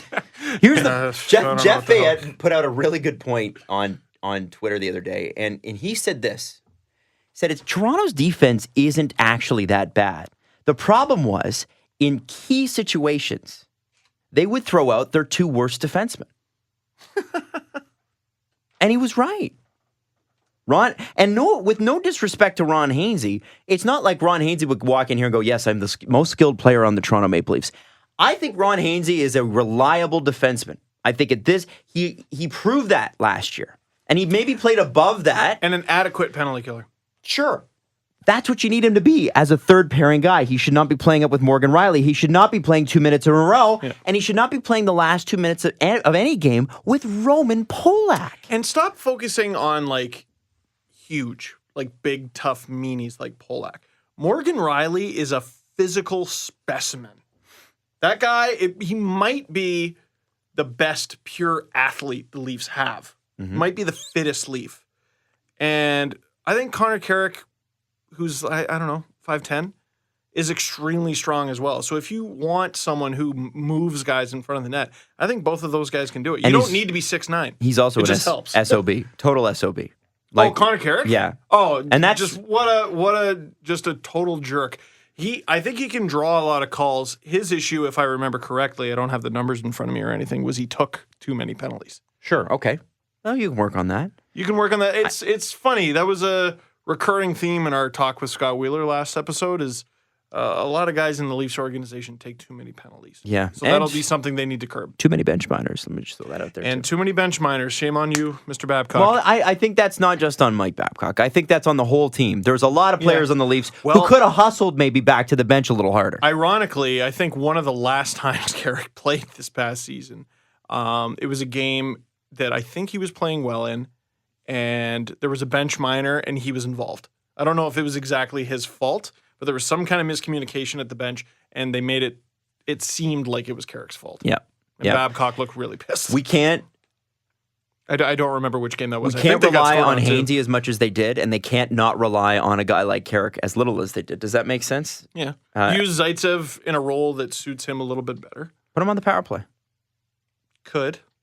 This is the interesting thing. I think the Leafs have 4 guys on the back end you could use on the power play, but they're only going to use 2. Mm-hmm. And they're probably right. Yeah. But then what do you do with? Zaitsev is obviously a guy that people are on the band to trade him. I get it. I understand it. But that's a guy to me that he could come back and he could be a pretty good defenseman again. And I don't think Could be. it would take all that much. What if your PP1 is 4 forwards, 1D, and your second power play is 2D? Yeah.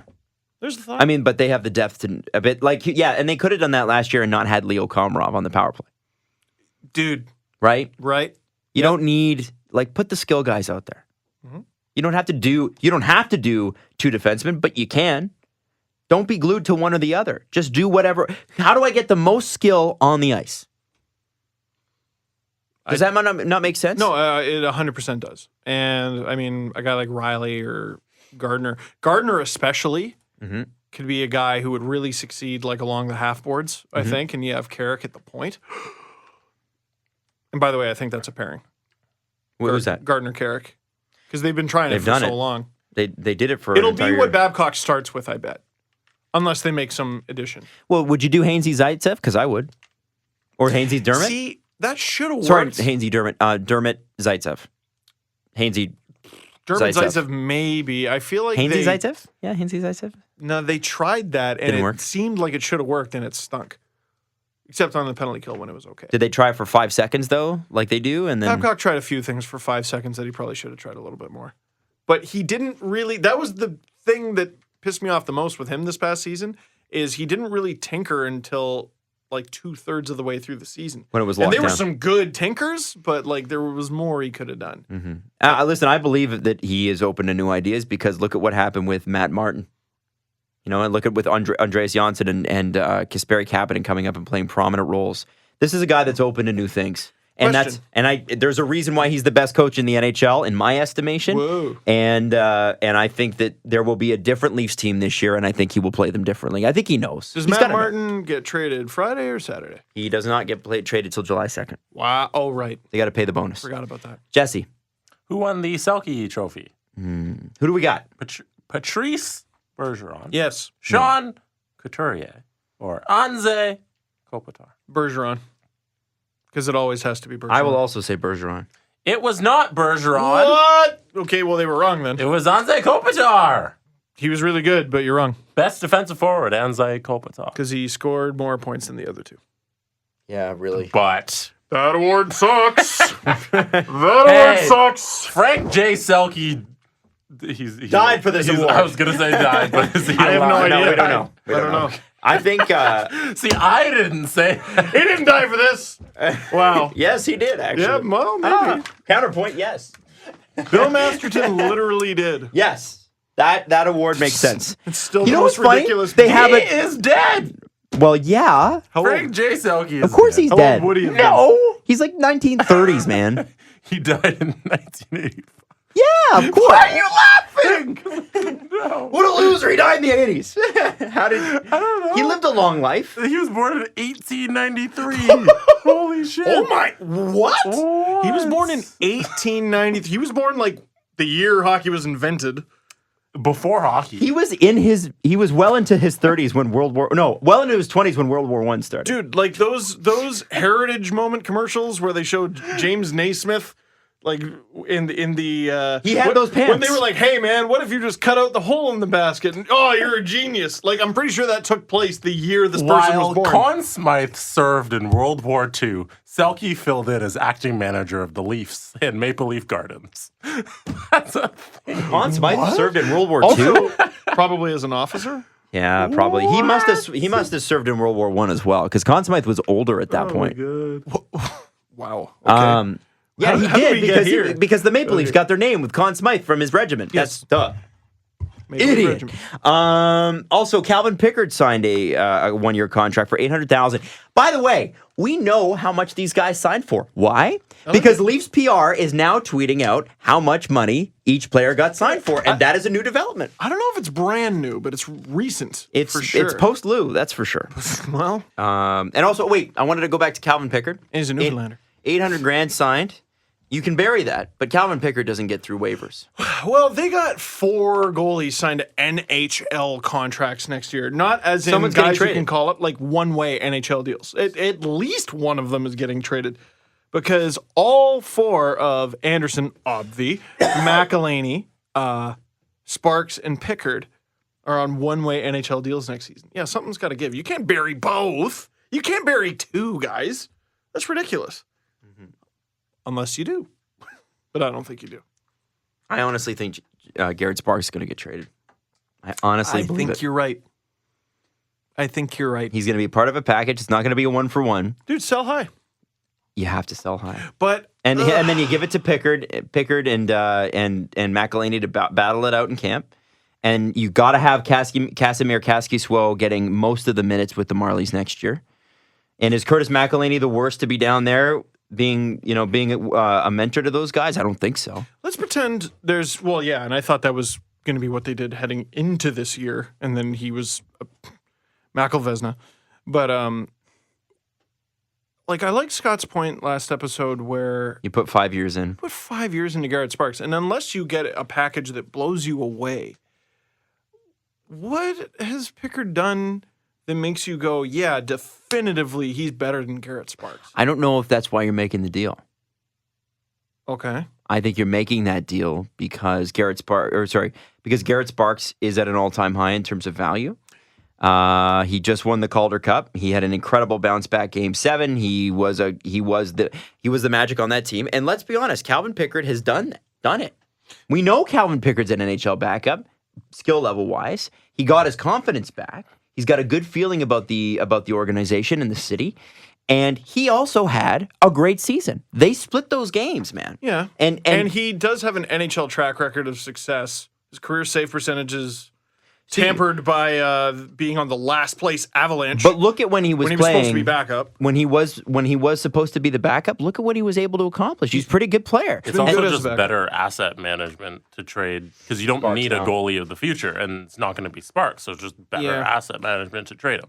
I don't know. You waited 5 years for this guy to be ready. Let's say you get a second back. Yeah, but you waited 5 years and then you don't need that now. You have Anderson. And I I guess you're right. And No, I don't think he. Honestly, I don't. I just based on what we've heard about goaltenders. Now Sparks is a big boy. Yeah, all the goalies in the organization are, I think, at least 6'2". The way they seem to like their goalies playing now, McElhinney's aside from this, is not the way Garrett Sparks plays. Cookie cutter. Yeah, Garrett Sparks is closer to his style. Like, especially when he struggles, he reminds me of Freddie when he struggles. Like, he's all over the place. Whereas Freddie kind of locks it down and gets very cookie cutter in the net, where Sparks doesn't really do that. And there's so many highlight reel saves that are excellent to watch, but I watch them and I go, I can't help but feel like that would have gone in if an NHL player made that pass or took that shot. You know what I mean? Mm-hmm. Like, it's sort of like what I was saying with Janssen, where he looks dominant. Like, so many saves look really hard, like when they should be looking easy. I know that's super nitpicky. That's the kind of stuff in the NHL that you don't get away with. Yeah, I've also said before that I've said before that I thought Sparks was done with the Leafs organization, and then he went out and won goalie of the year and the Calder Cup. So been wrong before, but I think we can all agree something has to give. Can we also say that McElhinney's value is at an all-time high? Sure. He's not going to post a 934 again. He's not going to post a 934 But again. I think people know that. I think with Garrett Sparks, he's more Magic Beans. Maybe not everybody. Like, didn't Tampa just trade Budaj? Like, who's there? Yeah, but you get more for Sparks than McElhinney. Yeah. Yeah. Easily. Yeah. Probably. No, I don't think Tampa. That's the point, though, is that I think we it's one of know those Sparks will, or not Sparks. We know McElhinney's going to regress, and that's okay. Unless he doesn't, because unless he doesn't, he's got that magic Laney. I love it. Magic Laney. Magic Laney. But if you got Sparks, you don't know fully what he could be. I don't think you know with any of them, really. Okay, but Steve, the point is, when you sell things, you're selling what potentially could be, right? Yeah. Higher ceiling on Sparks. Fair. And at least with Pickard, solid backup, capable guy. I just can't see them getting great value back for Sparks. But I guess they of the do package. need to. Why don't you see them getting great value for him? When is this value going to be better? Well, because no, it's not about his value is at its highest. Yeah. I agree with that. But Pickard cost a sixth, and Tobias Lindbergh. So he cost a 6th round pick and an AHL depth player / healthy scratch. You wouldn't take a 5th or a 4th for Sparks? A 4th? But then Maybe, again, but, like, if you gosh. do that, as Scott said in the last episode, okay, then you got to draft another guy and then wait for him for 4 years to come into something. I think they need to get Sparks in a deal as a part of a player that's a young player that comes into this team. I think I'm also looking at that's it the fine, wrong too. way. Like, if the Leafs trade him and they get like a fourth, like you said, it's not a waste because they also got a Calder Cup championship out of it, and that was something that was really important to the organization. So, I don't know. I think you're attached to Garrett Sparks. You're not looking at it as a hockey move. No, I'll say personally, I still feel really bad for that text I accidentally sent him. And I would love nothing more than for him to succeed with the Toronto Maple Leafs. But something has to give. Yeah. I think that has nothing to do with them managing their assets. No, I totally agree with you guys. His value will never be higher. Should we let Dubas know about that text so that they don't trade him? He might know. I don't know. Do you think that's a reason enough for them to hold on? Not Yeah, because it's funny. They troll voted for McDavid tonight, so yeah. Jesse, did you have audio you wanted to play beyond what you sent? I do. Okay. Do we have time to get to it, or you want to do just listener again? Oh, we got time. We got time, friend. Not a lot. Mrs. Dangle has to get up pretty early late. tomorrow. Okay. Also, I have to go to the bathroom. So I sent you some audio. Okay. But before that, I will announce that NHL 19 will feature PK Subban on the cover. Hey. Oh, And they are adding shinny.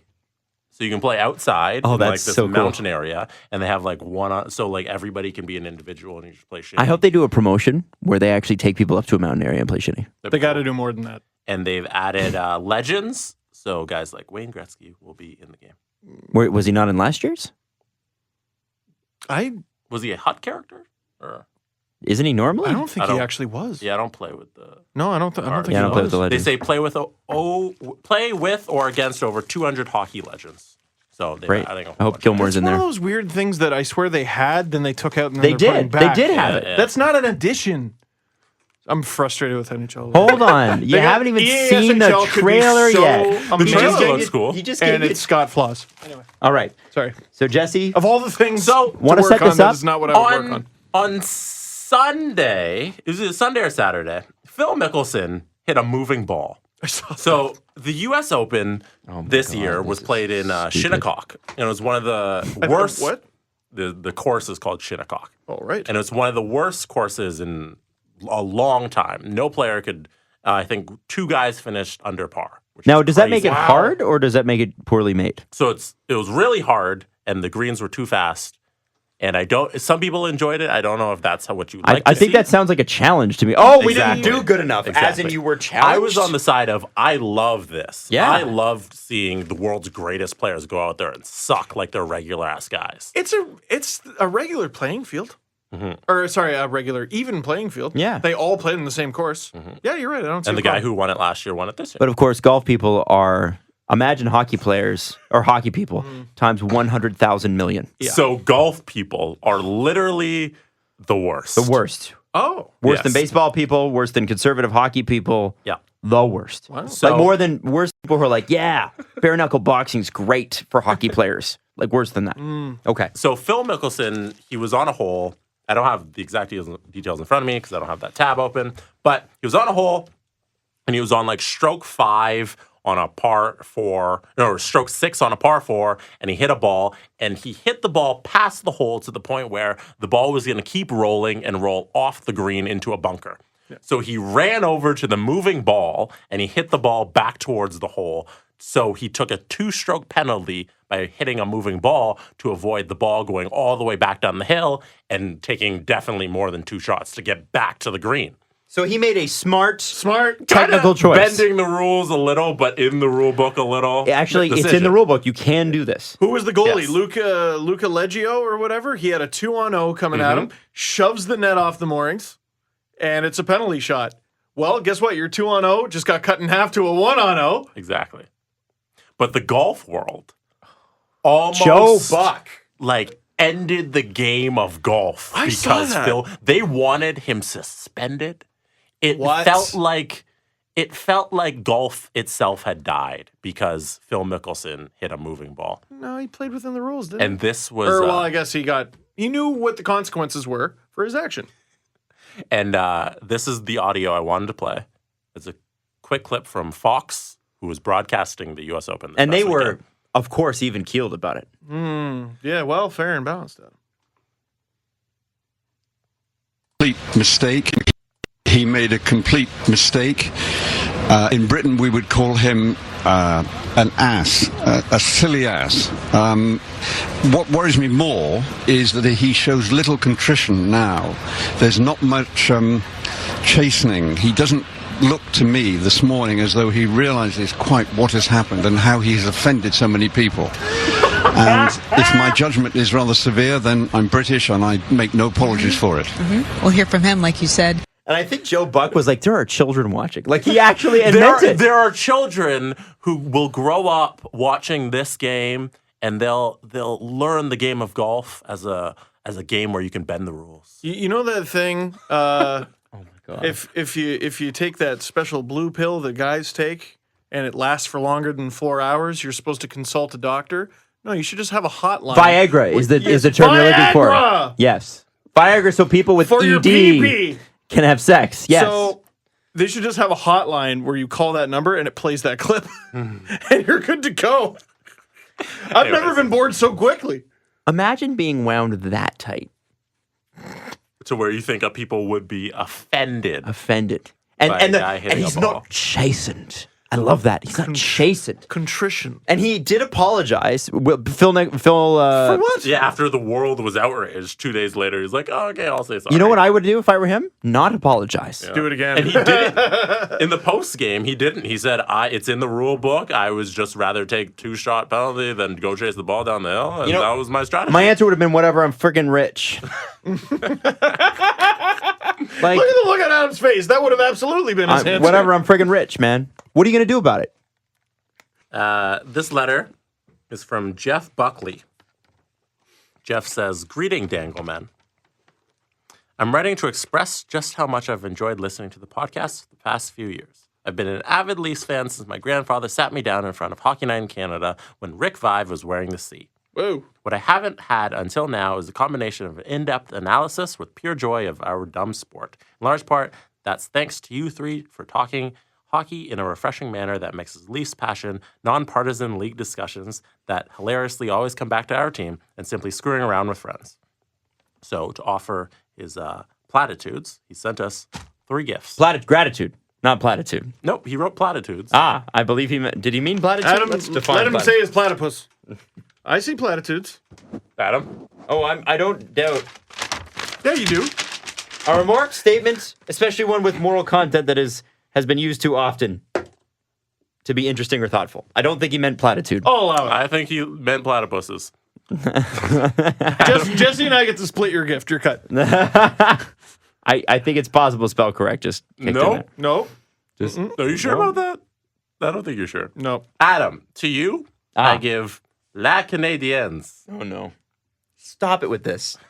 Because we know you secretly love them. This is my month of Canadian fever. To help us all better understand this heavy, treacherous burden you bear, read this play. Written by Rick Selton and Ken Dryden. Oh, The play uses the sport of hockey and the rivalry between that storied Montreal franchise and the arch nemesis, Leafs, as allegory to examine French/English tensions in our country. Adam will very much enjoy this. that would actually be very interesting. It's a quick and fascinating tale that digs deep into the heart of our cultural psyche and probably your own. Jesse, to you I give Mark Jarman's Salvage King Ya. Ooh, these are interesting. It's a stirring and disjointed tale following the ups and downs of a professional hockey pugilist? Yeah, something. Pugilist. I don't know exactly how you say it. Pug dog, as he bounces his way from city to city, team to team, and league to league, while somehow always coming home to the heartache and joys of everyday life. Ooh, I'm going to enjoy this. It's a thinker filled with saucy situations that you'll enjoy wholeheartedly. Now, which Steve? Dr. Seuss book did I guess? Steve, to you, I give Cat in the Hat. Actually, No. I was like, did I nail it? To you, I give King Leary by Paul Quarentin. It's Yes. an hilarious. Hilarious. And hilarious. Yeah, no, that's technically correct, I think. It's one of those weird things where It's a platitude tale H is set a in vowel the early somehow. 20th century heyday of the sport, as told by an elderly former player with some shaky recollections. And then he goes on. Warning, this book causes smile, guffaw, and out loud snorts. You may look silly reading it in public. I like With that. I'll simply ask, thank you again. Keep up the great work. If you're ever out in Calgary, drop me a line. I will. Thank you. That's amazing. Love. I want to see these. This So is if you really ever write cool. us a nice letter and send it in the mail, Damn. we will read it on I'm the going to read the podcast. hell out of that. Give Adam the smart one. Woo! Oh, God. I caught it. Oh, it's this Paul is- Quarrington. I can't wait to read this. This is so cool. I didn't even King know this. Leary. Let me also say this. The Mark Messier Leadership Award went to Derek Engelin. I'm for it. Me too. I'm What's wrong for with it. that? Are Do we you going to think- get into an argument about this? I'm for it. I'm for it. Okay. Okay. But the Ted Lindsay Award is not about leadership. It's about other ships. No, Derek Engle, that award's for community leader, right? The Mark Messier one? I know. I It's- believe it's leadership on the ice. Isn't it? One of those ones the where I could NHL swear Twitter they've- account says community leader. Oh, okay. Well, that makes sense. It's called the Leadership Award, and it's for the community leader. I flipped to a random page and Does it's that make sense to you, Adam? No! If it's It's- the leadership award, just let it be They've the labeled it freaking as leadership the award. Mark Messier NHL Leadership Award goes to Derek Engelin, the community leader. The Los Angeles Angels of Anaheim. That's how much sense that makes. Adam, I am not going to let my friend get mad about the Mark Messier Award for leadership or something. I'm not going to allow it. I won't. I like you too much. Okay. I love you, sir. How was your mom's wedding? It's fantastic. Yeah. Fantastic. She had a great wedding. It was small. Did it at City Hall, and we all went back to her place for appetizers and drinks, and that was it. Like, it was great. Who cooks? On the wedding day? No, there wasn't. cooked? She actually had her caterer. Who catered? I don't know. Oh, Do you need a caterer? no, I want to know like. Panago catered. Yes. Okay. Yes. They had mini Panago pizza. pizzas for everybody. I like food. It was, I don't know, but they did a really great job. They had some great sliders. They had some great Panago fried did. chicken on a cheese bun. Wow, Panago makes that. Wow. They do. It's crazy. Anyway, we're going to wrap it up for today. Yeah. Can we, since you subjected me to Stephen A. Smith, can we end on this picture of Travis Dermott that he just posted on Instagram?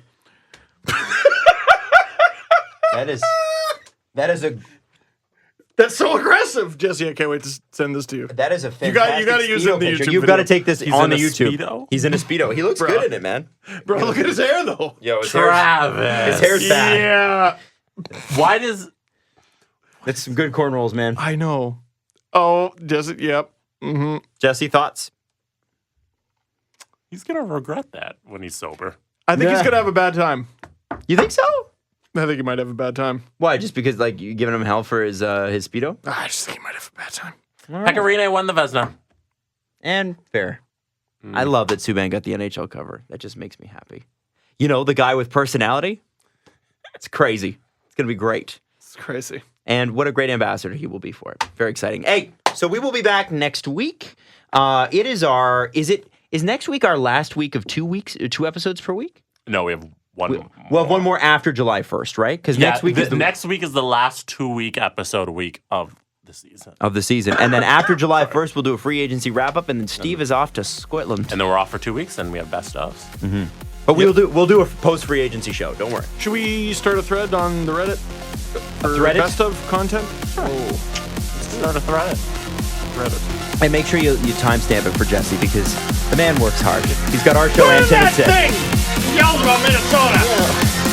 That's gotta be the opener. Again! Thanks for listening. We'll see you next week. Follow the guys on Twitter at Steve_Dangle, at Adam WYLDE, and at Jesse Blake. The Steve Dangle Podcast. Brought to you by Panago Pizza. Order at panago.com and stuff your face with deliciousness.